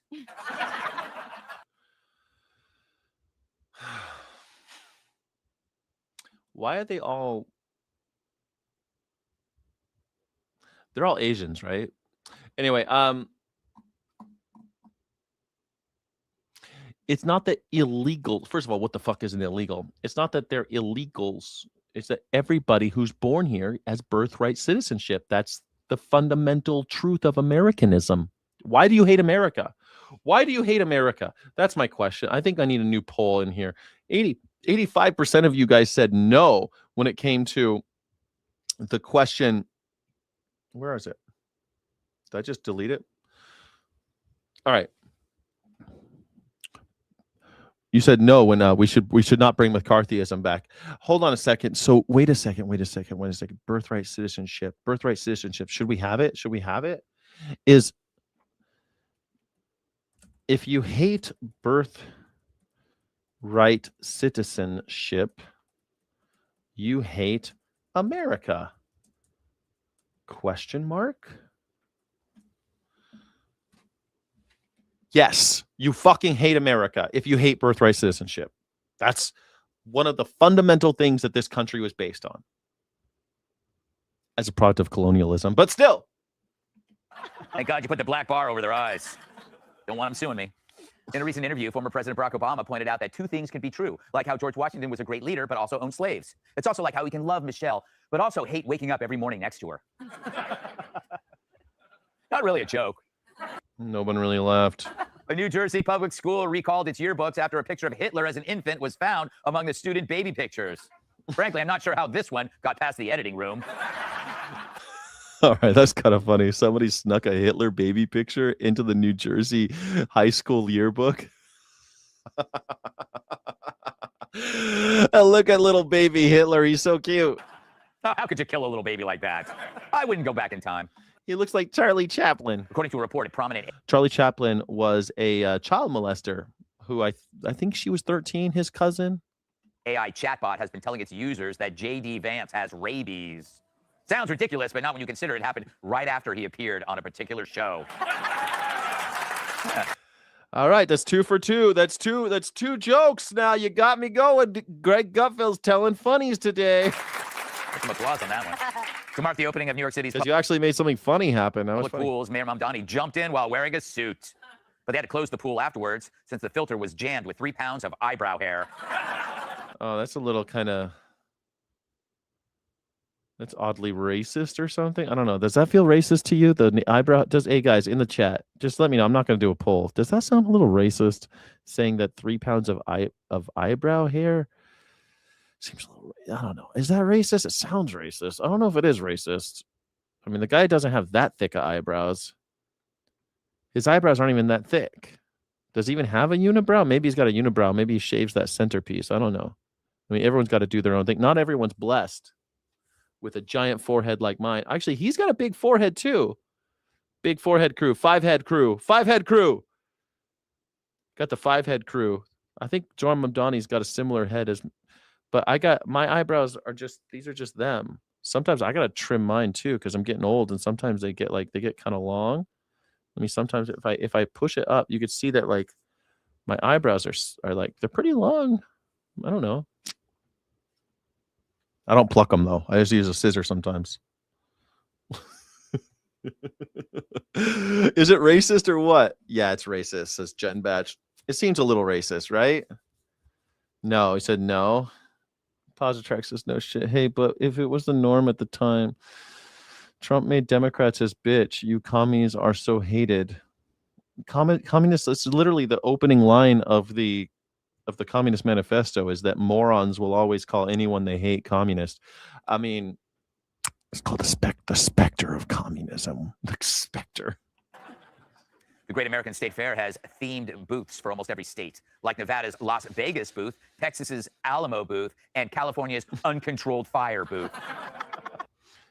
My Skyjack, my cat just bumped me when I was loading and it hit no instead of yes. Your percentages are going to be bid off. Oh, that's okay. Cats, they're fascists. We all know about that about cats. Cats are supremacists. Good thing they're small. Good thing cats are small because if they were big, basically they would run the world. We'd all just be eaten by them constantly. Yeah, bring your marshmallows. Hold on a second. I missed the joke. Uncontrolled Fire booth. That is Las Vegas booth, Texas's Alamo booth, and California's Uncontrolled Fire booth. That's kind of funny because we burn a lot of shit in California. It's true.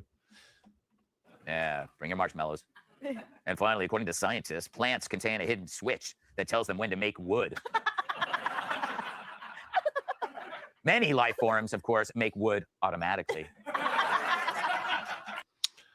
Well, I mean, at least you know that he probably can. I mean, I don't know. He's pretty fucking old. He's 80.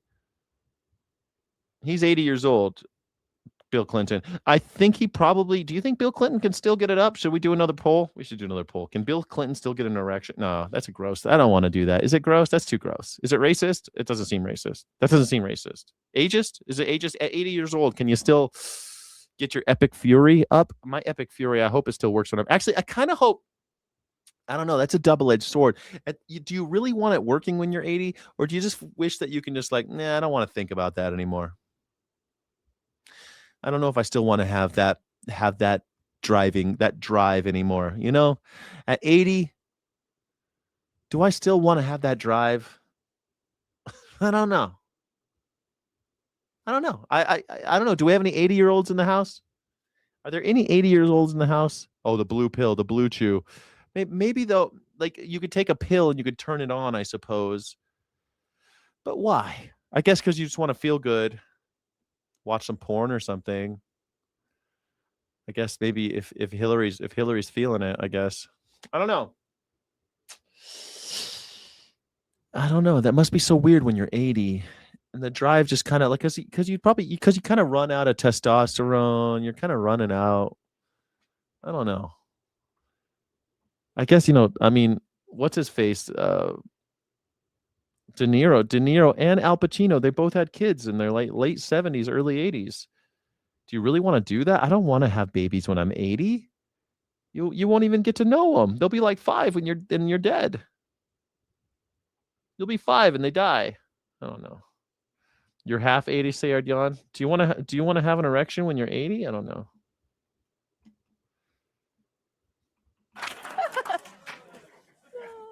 So after turning New York City red, the Democratic Socialists of America are going nationwide. Michigan, Wisconsin, Colorado all have DSA candidates running for office. When in a perfect world, they'd be running a falafel stand in downtown Gaza. So our That seemed racist too. That seemed kind of racist. Is that racist? Was that racist? They should be running a falafel stand down in Gaza. Seemed a little racist. is responding to a movement that... I used to love... Do you remember... Does anybody remember Ali G? He used to be like, isn't that a bit racialist, mate? Isn't that a bit racialist? He used to say that. Isn't that a bit racialist, mate? I think that's a bit racialist, isn't it? Openly calls for revolution, not with resistance, with an invitation. They bend over like Joy Behar when you drop the last Twinkie. I wonder if candidate for governor Phil Weiser is absolutely a big tent person who believes in diversity of viewpoints. I am absolutely a big tent person who believes in diversity of viewpoints, who believes in finding common ground on our values and fighting for people. Wow, what a douche. It's kind of funny that you think that would make him a douche. He wants to fight for the people. What a douche. The big tent, the party's new defense. Invite crazy people into your home who in your living room. Well, I mean, honestly, I don't get. It's so funny to me that Republicans have a big tent too. That's how they got taken over by the Nazi Party, and the Social Democrats will take over the Democratic Party. I've been talking about this for years. I was kind of hoping for this for a couple of years, right? I've been hoping that for this for a while, that there would be a groundswell of true leftism. Maybe it's finally happening. But hey, we're a big tent party focused on the ordinary concerns of everyday Americans. That was really racist and also genocidal. Yeah, I guess it was a little genocidal. Falafel stand in downtown Gaza. Seems a little racialist. Isn't that a bit racialist, mate? We are a big tent party focused on the ordinary concerns of everyday Americans. And we have robust and sometimes rambunctious arguments. We've got all kinds of candidates across the ideological spectrum who are getting elected. And I think the thing they haven't. Raul Duke, you're 55, Raul Duke. Let me ask you just Raul Duke. Raul Duke, do you want to, we're going to take a poll because clearly this is not going to be, if you hate birthright citizen, you hate America. Yes. Okay. Most of you agree. Okay. How about this? Do you still want to have erections in your 80s? Do you still want erections in your 80s?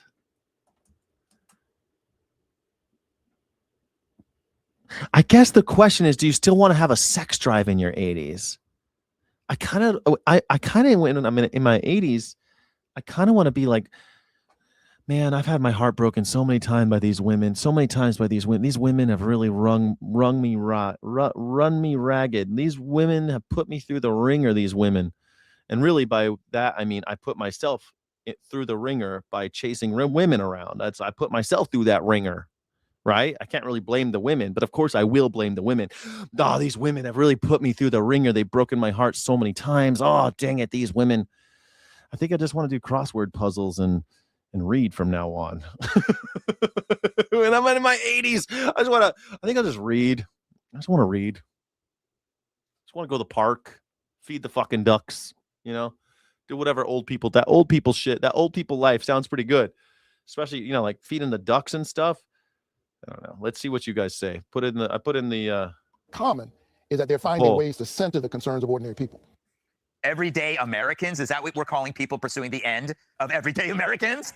If Jeffrey Dahmer had a chance to win, they'd say that being anti-cannibal is racist. Imagine Republicans saying, we're a big tent, there's room for Nazis and fascists. We're not saying that. Yes, you are. Yes, you are. Listen to what this asshole just said. Listen to this guy. Listen to this shit. Of everyday Americans? If Jeffrey Dahmer had a chance to win, they'd say that being anti-cannibal is racist. Imagine Republicans saying, we're a big tent, there's room for Nazis and fascists. That's what you do. There's room for alt-right and MAGA. That's what you did. That's why there's no such thing as that elephant means nothing anymore. That symbol means nothing anymore. Because you said we'll let fascists and MAGA in. We're not saying that. The Dems are. Remember, the so-called Democrat Socialists want to overthrow the government. And their disgust for Jews is palpable. Hell, one of their prime candidates has the tattoo loved by Nazi concentration camp guards. But Dems excuse that as a diversity of viewpoints, as they mob Democrats for not hating Israel enough, because attacking you for your viewpoint is also a viewpoint. But a big tent only works if everyone inside wants the tent to survive. Here, they're letting in people who reject assimilation. Leaf says, my wife is 14 years younger than me. My answer is yes. Ooh.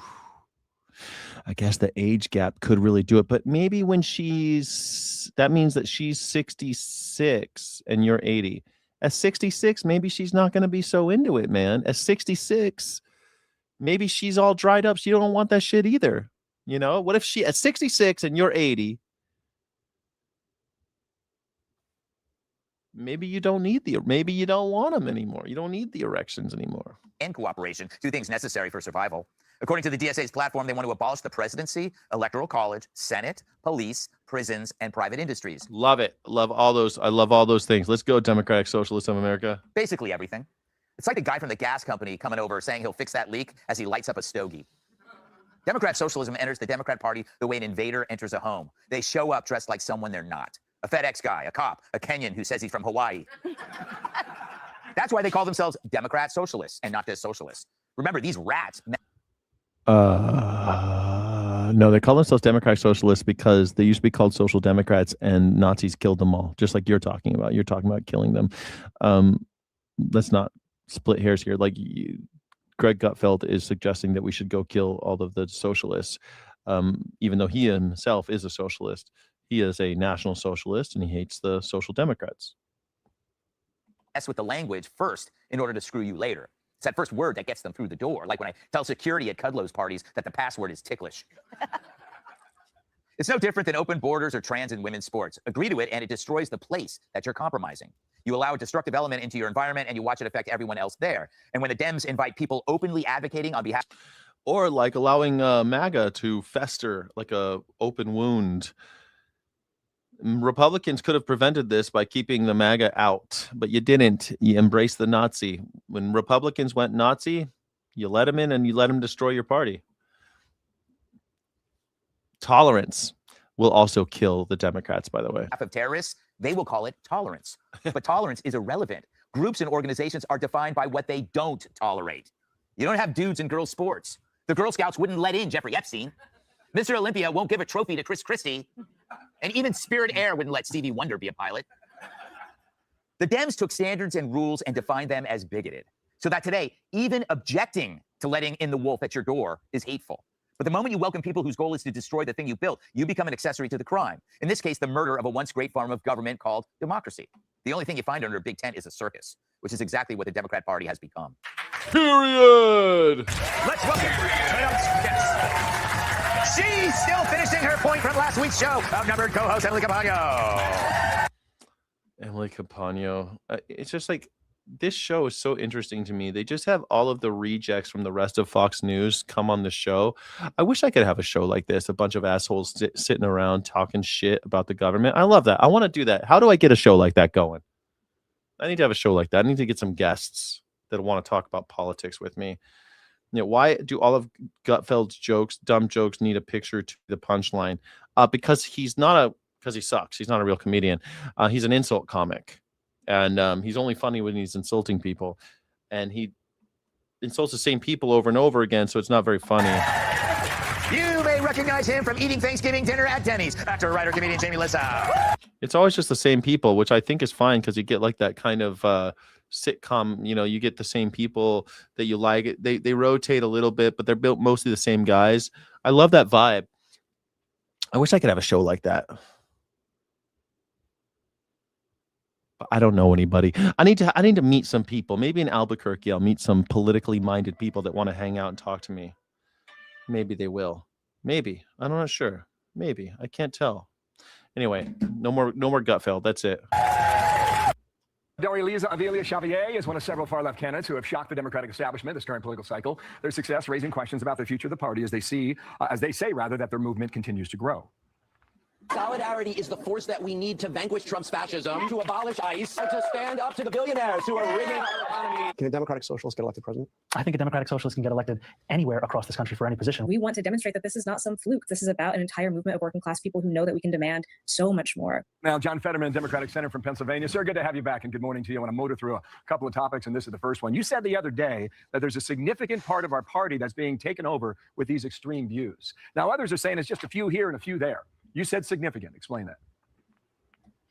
Well, I think your colleague Chad just pointed out, I just put out a tweet yesterday. I mean, she was praising Kim and Stalin. I mean, between those two men, 100 million, people murdered, like some of the most evil and terrible people, in the world or in history. And she was praising them, saying we don't have enough of their books, in our libraries. And of course, she deleted those things. But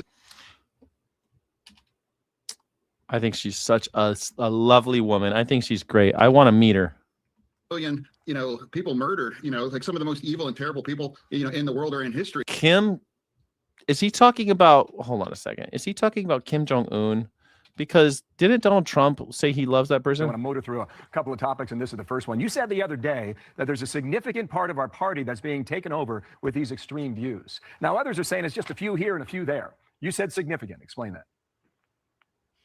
Well, I think I like that he's on did he go to work in the last 3 days? Because yesterday he was just on every fucking show. John Fetterman. Colleague Chad just pointed out, I just put out a tweet yesterday. I mean, she was praising Kim and Stalin. I mean, between those. Does he mean Kim Jong-un? Kim Jong-il?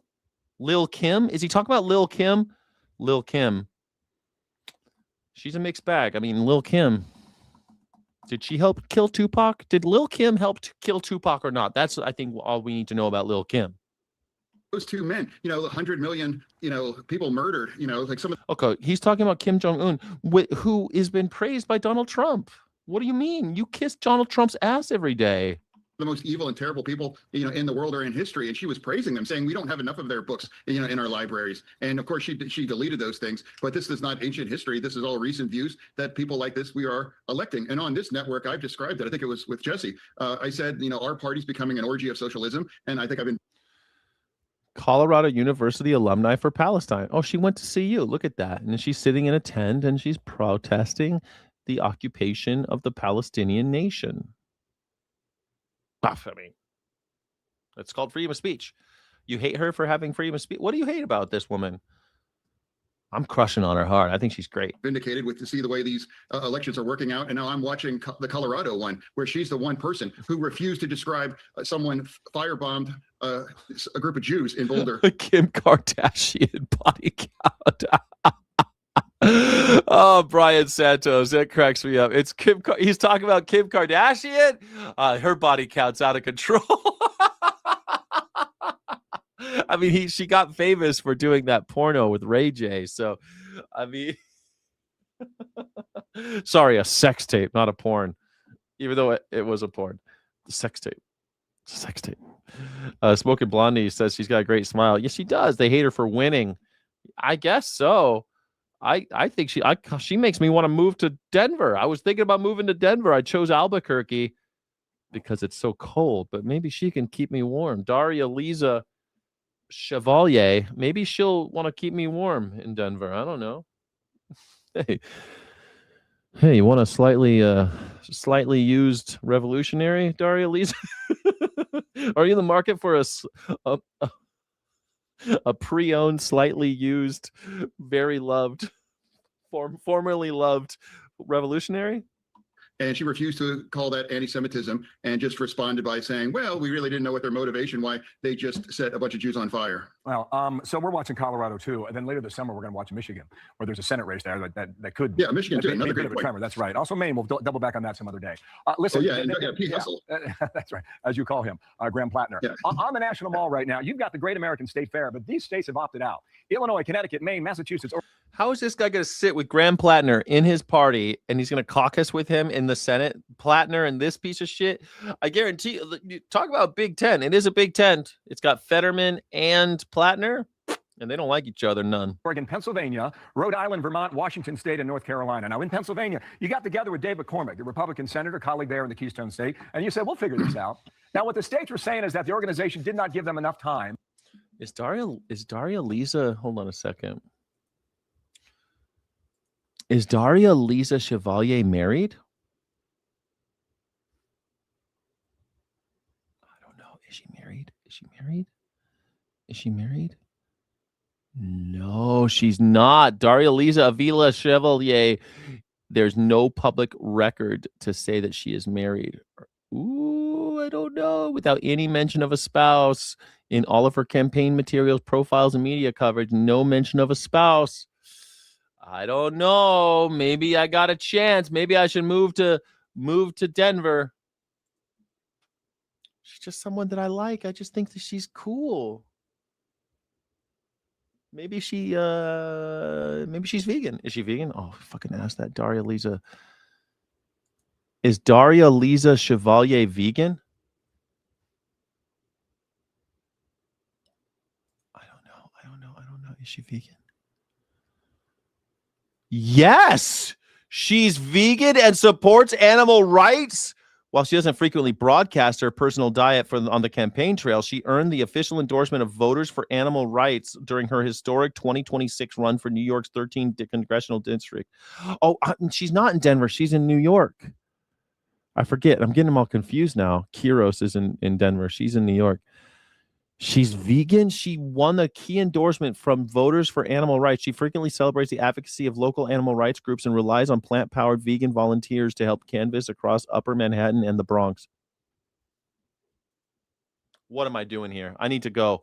I'm going to New York, everybody. I'm changing. Everything's going to change. I'm moving to New York City just to hang out with Daria Lisa Chevalier. And have this, by the way, this video is called Orgy of Socialism. Fetterman torches far left Dems. Orgy of socialism. That's what I'm talking about. That's what I want. I want an orgy of socialism. Let's go. To go ahead and set up a booth, and they couldn't raise the money to get it done. You made it happen. What's the difference? Well, I mean, some call Sky's new girlfriend. Come on. Calm down, Jack. You're acting like she DM'd you, bro.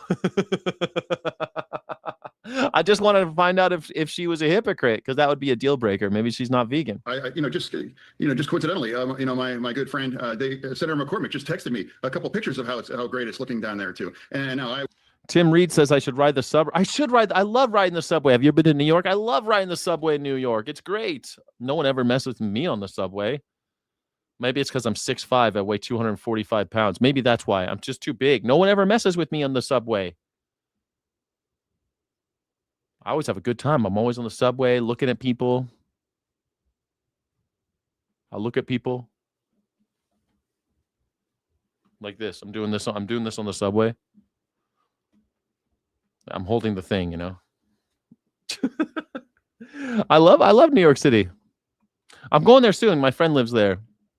My friend from college lives there. I want to go visit him. I would like to establish that the majority of the credit deserves with Senator McCormick now too. He's a guy that can really just put things in, bring things to get together. Neither one of us, we didn't really understand why we wouldn't do it. And now I watched that list of states that didn't provide a booth. Now they all seem like they were blue control kinds of states. I have no reason why they didn't do it. But when it's 200. Look at the okay, right there in front. You see that little thing with the arch that looks like it just looks like some piece of shit. Does that not remind you of Stonehenge in Spinal Tap? It looks like we thought it was be much bigger. It was supposed to be Stonehenge. 50 years to celebrate America. Why wouldn't you make sure that your state's going to be there? And now in turning it into owns about, no, there's not this, whatever thing, Yeah, because your president made it about him. Look what it said. Look at this stupid. Look at this sign with his face on it. That's why. Nobody wants to go to Washington, D.C. right now because it's like the hotbed of fucking fascism. Nobody wants to go there. Patriotism is bipartisan. And I hate. Like, look at this. Patriotism is bipartisan. Then why did he make his face the symbol of America? If it's bipartisan, why is his face? Have you ever seen any president in American history do this shit? Not in my lifetime. Never. I never saw a tarp with Barack Obama's face on it. The closest we got was Shepard Fairey painted that thing that said hope. You remember that Shepard Fairey hope painting of Barack Obama? Do you remember that? Yeah, it looked like this. It looked like this. Do you remember this? This is the closest we got. But it was an artist rendition that he did. He painted this. Shepard Fairey. He's the same guy that did the Obey Giant. He did the Angela Davis, man. Shepard Fairey. Have you ever seen the Angela Davis one? Man, I've seen it in person. It's so good. There it is. Angela Davis. Man, I love this one. Fucking revolutionary. This one right here. Power and Equality. What a great. I like it a lot. Power to the people. He did a bunch with her. Power and Equality. Bunch with Angela Davis. I went to a Shepard Fairey show a couple of years ago before the pandemic. Back before the pandemic. Was great. I like Shepard Fairey. Do you like Shepard Fairey? I think he's a great artist. I like him a lot. Anyway, what we haven't done is this before. We've never done this crazy shit. Talking about Kim Jong-un. Hate to see people arguing, and I see the polls of people in my party. I think it's maybe 30% of them roughly are insanely proud to be American, or they're proud of America. I am absolutely a Democrat. Everyone. Stonehenge should be bigger. Why is it so small? Do we need a little person to make it look like a druid? We need small druids. Forced perspective.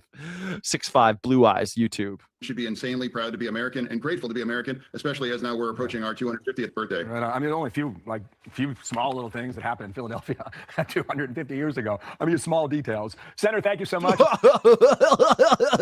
Newly released financial disclosure forms show President Trump made more than $1.4 billion in cryptocurrency-related income last year. You see, you could have made money. Look, he made money on Melania coin. You could have made money on Melania coin. And anyone who sends me a Cash App, a Venmo, or a YouTube super chat, I will buy Melania coin. I wish I was doing the guitar thing after this, but I'm not doing the guitar thing after this because I gotta prepare for my home inspection. I gotta install a carbon monoxide detector, and I also have to clean up. I gotta clean up for the inspection. The inspection's coming, everybody. As president, according to the 900.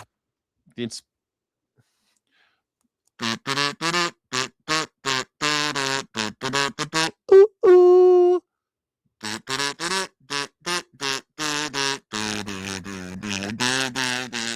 Go, Gadget, go. Inspector Gadget. 27-page disclosure. President Trump earned $635 million from his meme coin. He also pulled in more than $500 million from token sales and $65 million from selling equity stake related to World Financial Liberty, a crypto company he co-founded with his sons. Trump also continued to make money from his real estate holdings, including $121 million from Trump National Doral.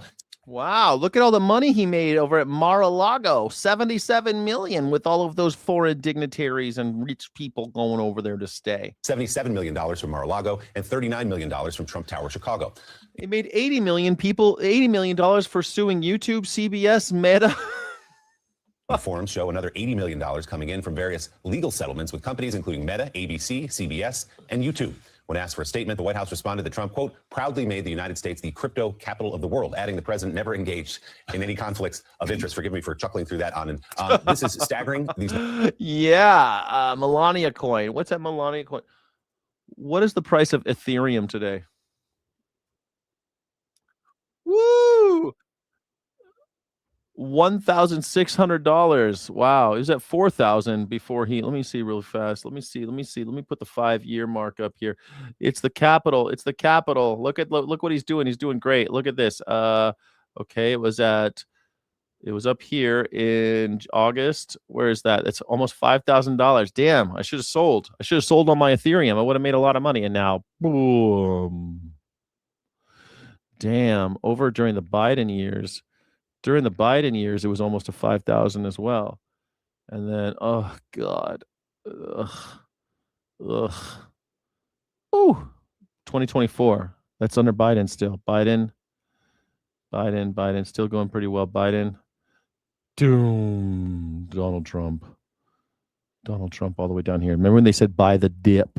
And then that came all the way up here. And now we're down here again. Not great for crypto. Not great. What about Melania coin? Melania coin? Where are we on Melania coin? Here. Melania coin. Oh, it's up, guys. It's at 75. It's at 7.5 cents, everybody. So let me see. That's in 24 hours. Let's do the 5 years. Oh, yeah. It's not a pump and dump, though, guys. It was at $7.43, and now it is less than 10 cents. It's 7.5 cents. It's not a pump and dump. It's going up. Melania coin, it's only lost 99% of its value in the last 5 years. It's going up. It's going to the moon. Donald Trump never lies. It's going up, everybody. Buy Melania coin today. Now's the time. Buy the dip. This is the crypto capital of the world. Numbers, and it's just out in the open. There used to be concerns. You can go back to George W. Bush when his dad was president. People were concerned that he sat on the board of an oil company, that there might be influence there. We mentioned Hunter Biden and Burisma. There was concern. His father was vice president of the United States. In this case, though, you have Donald Trump, who's obviously has his hand on the scale, his thumb on the scale of cryptocurrency policy, profiting to the tune of $1.4 billion. And we put it all together just in this year and a half of his second term, more than $2 billion coming into him. You know why? Because he makes money whether you win or lose, because he owns the exchange. It's staggering. It's corrupt. And Willie, like the skilled and seasoned newsman you are, you segued from the birthright citizenship story to this story. But I would argue it's the same story. And here's why.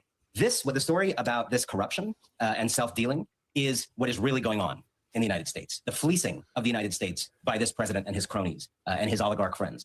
And what people do when they want to fleece a country in the way that he is distract most people and try to get them to not look up at the very powerful people who are through our institutions, and instead to look sideways at the guy next to them. Look at that immigrant over there. Look at that black person over there. Look at that homeless person over there. The project of Donald Trump is to fleece this country and make money for himself through crypto, through sneakers, through whatever else. Sneakers? The American dream is slipping further out of reach for young adults who were brought to this country without authorization as children, known as DACA recipients. Oh, the Dreamers, remember them? That is the conclusion of a new report which argues the barriers they face are driven not by a lack of ambition or talent, but by policy. Liz Landers speaks with one of the report's authors. This month marks 14 years since the creation of Deferred Action for Childhood Arrivals, or DACA. For more than 500,000 Dreamers, many of them now in their 30s, their future in this country is uncertain. The policy established under the Obama administration offered undocumented immigrants who entered the U.S. as minors a renewable 2-year period of protection from deportation. To qualify, recipients must have been living in the U.S. before June 15, 2007, be in school or have a diploma, and have no criminal record. The Trump administration is chipping away at the policy, leaving the fate of many of its rules and regulations to ongoing court challenges. Okay, so you got to be born before 2007 or have to have arrived before 2007. You have to not have a criminal record, and you have to either be in school or have a diploma. You have to do some stuff if you came as a kid. So if you got caught graffitiing or got a DUI, you cannot be a dreamer. The report, in their own words, examines the postgraduate trajectories of more than 2,500 dreamers with college degrees. It finds White House policy changes stripping many of some form of legal status or work authorization, leaving 1 in 5 of these graduates fully undocumented. Gabby Pacheco is president and CEO of the Dream.us, the organization that conducted the survey and compiled the report. Gabby, thank you for joining us. Thank you for having me. Where does DACA stand now? There are long wait times for the renewal of DACA recipients. Some of these recipients have been deported and detained. Does DACA still offer the protections that it once did? I wish I can say yes with certainty. Unfortunately, right now, where we stand on DACA is we have the Fifth Circuit that said, yes, we believe that people should have protections. Unfortunately, that's been over a year, so we don't really know. And what we have been seeing from the Department of Homeland Security and the Trump administration is that they have been, in essence, dismantling the program little by little by either making the renewals delayed, by ensuring that certain DACA recipients from certain countries cannot get status or get their DACA renewed, and that over 100,000 people that apply for DACA still have. I'm pretty sure there's an Alexander sculpture in the background, that big red thing. I think that's an Alexander Calder sculpture. But look, I am a dreamer. You can't deport ideals. This really sucks. These people, they arrived before 2007. They've been here. They came as little kids. They did everything everything the government told them. But you can't trust the government. They made a deal. You can't trust the government. Don't trust the government. When they ask to put you on a list, don't trust them. Hey, if you put yourself on this list, we'll take care of you. Don't worry. You'll be fine. You'll be fine. Every 2 years, we'll just check in.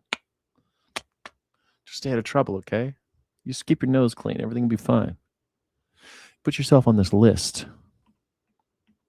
Their DACA, the initial DACA, paused. DACA protections include work authorization. Can you lay out some of the differences career-wise between the alumni in your report who are fully undocumented versus those who do have those work permits? Yeah, what we see is that individuals that have work authorization, 6 months after they're graduating, they're finding jobs. And they're finding full-time jobs. They're finding jobs in their field. Cool. They are fulfilled, and they've been able to actually make more money than their parents combined. And that, to us, is just exactly what this program is about, creating that generational change and ensuring that young people who are talented and who want to give back can contribute. On the other hand, the people that do not have work authorization have a lot harder time finding work, and they have lower paying jobs. They struggle. The average age of a DACA recipient now is about 32 years old. Yeah. They have dependents, families of their own. Has the policy kept up with the aging of this demographic? I don't think so, No. Specifically because the way that we talk about dreamers and DACA recipients tends to be very paternalistic. We talk about it as if they are young kids. Realistically, there are some DACA recipients that are into their 40s. We know that over 300,000 U.S. citizen children or more have a parent that has DACA. We know that DACA recipients own homes. We know that DACA recipients have been, some of them working in the same job for the last 14 years since they got DACA. And what we see, right, is that the policy and also our country has not realized, and our leaders in our country, the potential of integrating this community fully into our country. What we know is that they're paying billions of dollars in taxes, and unfortunately, they have to live in 2-year increments at a time. You were an undocumented student yourself and one of the architects of DACA. 14 years in, is the program still serving the purpose it was designed for?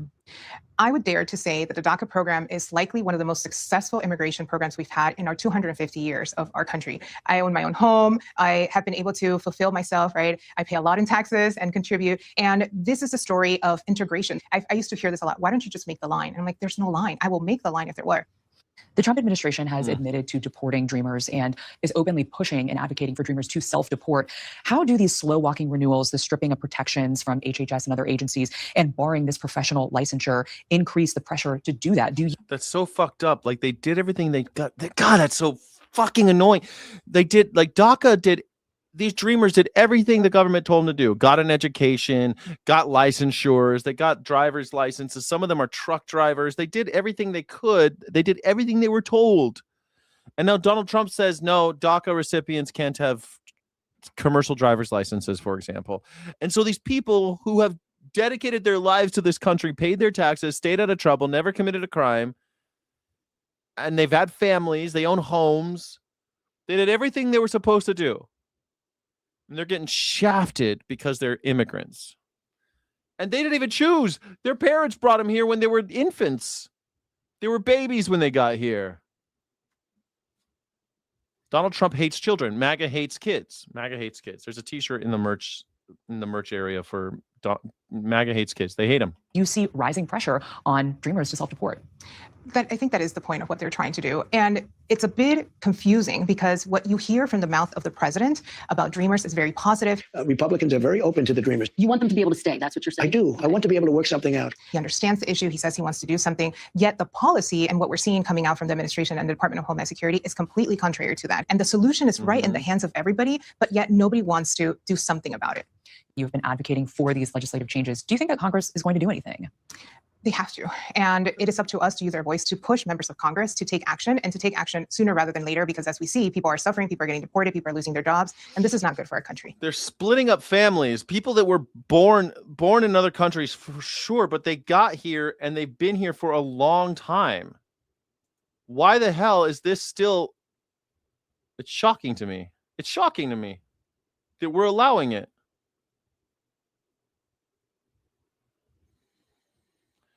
Anyway, what time is it? I gotta go. I can't do 6 hours a day. I'm sorry. I got my house inspection. I gotta clean up. I gotta make sure everything's okay. I gotta clean up the house and do all the stuff that I need to do to get this show going. I gotta have a home inspection today. Wish me luck. Sucks. It's not something I want to be doing today. Looks like you guys are into gold, huh? Same with Bitcoin. How's Bitcoin doing, co-siders? Bitcoin doing okay? What's the price of Bitcoin today? 59,000 at 5 years. Oof. God, everything went up in October 2025, huh? I should have sold everything. I don't have any Bitcoin anymore. I sold it all when it was like down here. I sold it down here someplace. Or maybe I sold it like, I don't know. I sold it when I needed money really bad. I sold it a lot. I think I made a little bit, but I was pretty much screwed. Now it's down here. There you go. Donald Trump took office right here. Donald Trump took office here. No, that's 2024. He took office here. Right? No, 2025. I was right. No, it was right here. Donald Trump took office here. It went down. And now it's all the way the fuck down here, man. Not good. Not good. Soros owes me much back, but yeah, Soros has got to pay you. Yeah, Bitcoin is a scam. Sure. I mean, all of these things are scams. Gold and silver are scams. You just decide that gold is worth a lot. I mean, gold sure has some use, but we just decided that gold is worth something. I mean, that doesn't necessarily have to be the case. Later, rebels, soon to be New Mexico resident Skyjack. Oh my God. I haven't even seen the house in person. I'm thinking about just buying it and making an offer and just buying it sight unseen. Screw it. Screw it. What's the worst case scenario, right? The inspector will go in and tell me what's wrong. And I'll just have to roll the dice. Just roll the dice. The entire stock market is a scam. Wow. Shit, Sid Life. You can't say no to that. You're pretty right on about that. Sayard Yan says life is a scam. I play a mobile game that uses BTC as the payout. That's kind of cool. Positrack says it's not a scam. Bitcoin is not a scam. Well, if you could actually buy something with Bitcoin, sure, I would say it's not a scam. But what can you buy with Bitcoin? Are people buying stuff? Can you buy pizza with Bitcoin yet? You still can't buy shit. Like, no one accepts Bitcoin. So until that happens, I don't know what the hell it is, right? Like, it's just a scam until people are using it. I think. I mean, I own a little bit of Ethereum. I had some Bitcoin. I sold it. I have a little bit of Ethereum. But I mean, look at it. Like it's just gambling. It's like roulette. You try to like wait. You just park your money, but it's not worth it, man. You could just the S&P 500 has outpaced Bitcoin. So I mean, some people did a Bitcoin-backed mortgage. Did they really? Wow, Bitcoin-backed mortgage. That's pretty crazy. You can cash it out like any other stock. I need my casino fix. It's kind of a casino, right? There are Bitcoin ATMs. I've seen the Bitcoin ATMs, but what they do is convert to dollar, and you get dollars. I mean, they've got gold coin ATMs too. I've seen them. They've got gold bar ATM. You could put money in and get gold out. So I mean, like, those things exist, but I mean, it's not standard. It's nowhere near standard. Like, as soon as tell me when people are buying pizzas with this shit. If you could buy a pizza with Melania coin or Bitcoin, I'll think it's not a scam anymore. All right. Thank you so much. Well, what you want? Oil? Positrack. No, I don't want oil. I mean, dollar bills are what we use, right? I mean, that's just...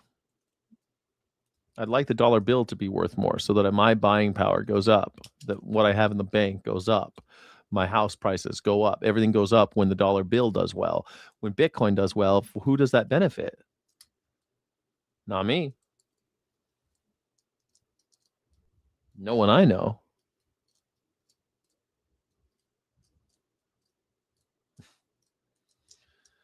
Do you guys go around, like, I don't know, all you guys with your dogs, man? There's someone walking out front. She got a bunch of kids with her and a dog. She's walking a dog. She got a kid in a stroller and two little kids. They're walking around outside. Kids got backpacks on. I thought it was summertime. Maybe they're going to summer camp or something. Little kids. And the dog took a shit. And the mom had to like pick up the shit with a bag. Is that what you guys like doing? That's what you do every morning, all you dog owners? Fucking weird, man. What are you guys doing? Raul Duke, no, the dollar ain't doing great. The dollar is not doing great. That's the whole problem. That's my issue, man. The dollar is not doing great. It's not good because Donald Trump is screwing us. Totally agree. There's Bitcoin credit cards. Never heard of them. When I was in Japan, I went to a bar that took Bitcoin. And I thought that was kind of cool, but I didn't have any Bitcoin, so I didn't use it. But I thought it was kind of cool. Like, you have like a device that you could buy beer with Bitcoin. And I saw Donald Trump bought a burger with Bitcoin. And I think that's fine, whatever. Seems dumb to me because, we have dollars. But whatever. Sid has a cat. So cats, you have to like scoop the shit out of this box of ignominy. You have to you have to go to this box and scoop out their piss and shit every day. I don't know why you guys like doing that. Human beings, so weird. Why? If you have a cat, you want it life? I don't know about that. I think you just turned yourself into a slave for your slave. You bought a slave and then you became a slave. I don't know. It doesn't seem like a good idea to me. All right. Thank you all. I always pick up after my dog. I don't want kids stepping in it. Yeah, I guess I get that. I'm glad that you guys are all doing that. Thank you for picking up after your dogs. I don't think that people should have dogs, but hey, that's just me. I mean, you can have a dog. It's American. You can do whatever you want in life. And I hope that you'll clean up after that dog because I don't want to step in that shit either. But I think it's weird that people sign up for that. Like, hey, I can't wait to get a dog so I can go and pick up all their shit. And every morning, I'm going to take a shit. And then I'm going to walk a dog around. I'm going to pick up the dog shit. And then I could get on with my day. What the fuck? Why would you want to do that? Anyway, Sid Life, I prefer cat. Okay, that's good. Cats and dogs, they're awesome. Sid Life, they're awesome. Cats and dogs are great. Everyone loves cats and dogs. When I see a dog or a cat, I'm like, oh, everyone likes dogs and cats, right? I love dogs. I love cats. I love animals. I don't want to own one and have to pick up their shit. That's what I'm saying. All right. The companionship of a pet is irreplaceable, Sky, and they don't talk. I guess I just like women more. I like women more than I like dogs and cats. I like people. I like hanging out with people. I like humans. All right. Appreciate you guys being here. Thank you so much for being here. I appreciate it. And we did not get any super chats, so I've got no one to thank but the Sky City Rebels. Thank you, Sky City Rebels, for being a Sky City Rebel. Sky City Rebels get extra content, extra streams, and extra love in the chat because people like Sid Life have green letters on their name. I can see you. Thank you for being here. You're amazing. You're beautiful. You're wonderful. I love your faces. And I'll see you tomorrow. We'll see you on Friday. What today's Wednesday? We'll see you Thursday, sir. Thursday morning. We'll see what happens, you know? Sorry to cut it short today, but I had to. My girlfriend is camping in a state park in her RV, and last night a stray cat started hanging at her site. She is a Disney princess. Sid Life says, Jack. Well, thank you. All right. Again, 1,000 times thank you. I have to go somehow fix my house up so that this inspector will, I don't know, be cool. Be cool. Bitch, be cool. You, be cool. All right. Goodbye, everybody. Thank you for everything. I'll see you on the other side. Like and subscribe. Hype of stream. Share short. Thank you so much for watching. Don't forget to like and subscribe. Thank you so friggin' much.